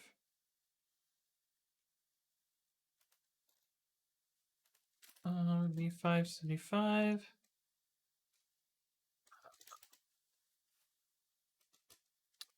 I'll be putting together change log over next. Oh, I can just start doing that right now. And we are going to create this and pin it. Pin. Okay. I said so. The only thing is to unignore the file to update the template. I need to rename the actual secret.env for that change. Push and delete the template and rename the actual .env back. Yeah, I would keep two separate files differently. Like keep your get ignored file that actually contains the contents, and like have a .env.template that you use to populate from. Recursive chat says, what is going to be the last version of Python 3.x? Nobody knows, recursive chat. I think the number's just going to increase for a while, though.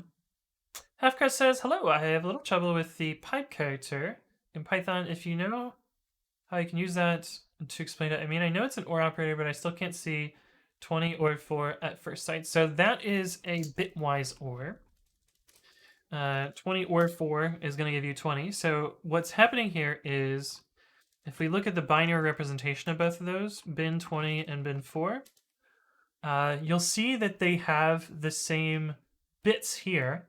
And so an OR is just saying, take the bits from both of them, and if there's a 1 in any position, your output will have that. So, bin 20 pipe with bin 4, you can imagine. So we can just do...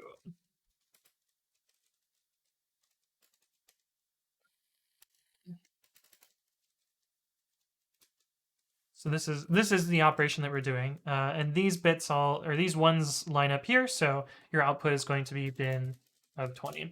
Now, of course, if you had something else, so if you had like bin, you had op10111, which is 23, and you OR that with bin of 4. Of course, you still get 23 here, so maybe that's not the best example. Let's do 8. With 23. So this was a 0, and this 0 ORed with a 1 is going to give you 31, which is going to be 11111. So yeah, binary OR. But generally, when you're working with Boolean logic in Python, you're always going to want to use the and or written out. Like you don't want to use the bitwise operators unless you're actually doing bit totally math, which you really shouldn't need to. But yeah.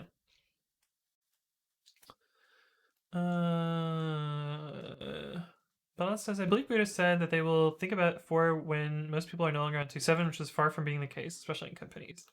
Yeah. If you need to unignore the secret, you're doing something wrong. Anyways, you should write a script to do whatever you're doing manually. Yeah, I agree with that. Okay, I think I'm actually at a good stopping point, and I'm gonna try and eat some food before my interview phone call that I have in 20 minutes. So, I think we're gonna wrap up here. But let me do my little spiel, and then we'll send you off to another channel. My name is Anthony. I upload my previous content to YouTube, so that's youtube.com/AnthonyWritesCode, where you'll find previous streams. You'll also find a daily educational video where I go over a variety of topics, from Python to DevOps to other stuff like there. So subscribe to my YouTube channel to get that stuff. I stream on Monday, Wednesday, Friday, and Saturday. I announce my streams in 2 places. One of those is Twitter, and that's twitter.com/codewithanthony. So follow me there if you want to get updated or see my generic shit posts about programming and other stuff. And I also announce on the Discord, which you are free to join, there's a nice beginners channel if you're just starting out with programming or you want to ask questions about anything, and people will help you out there, which is pretty nice. So join the Discord. But thank you all for stopping by, and let's go find someone to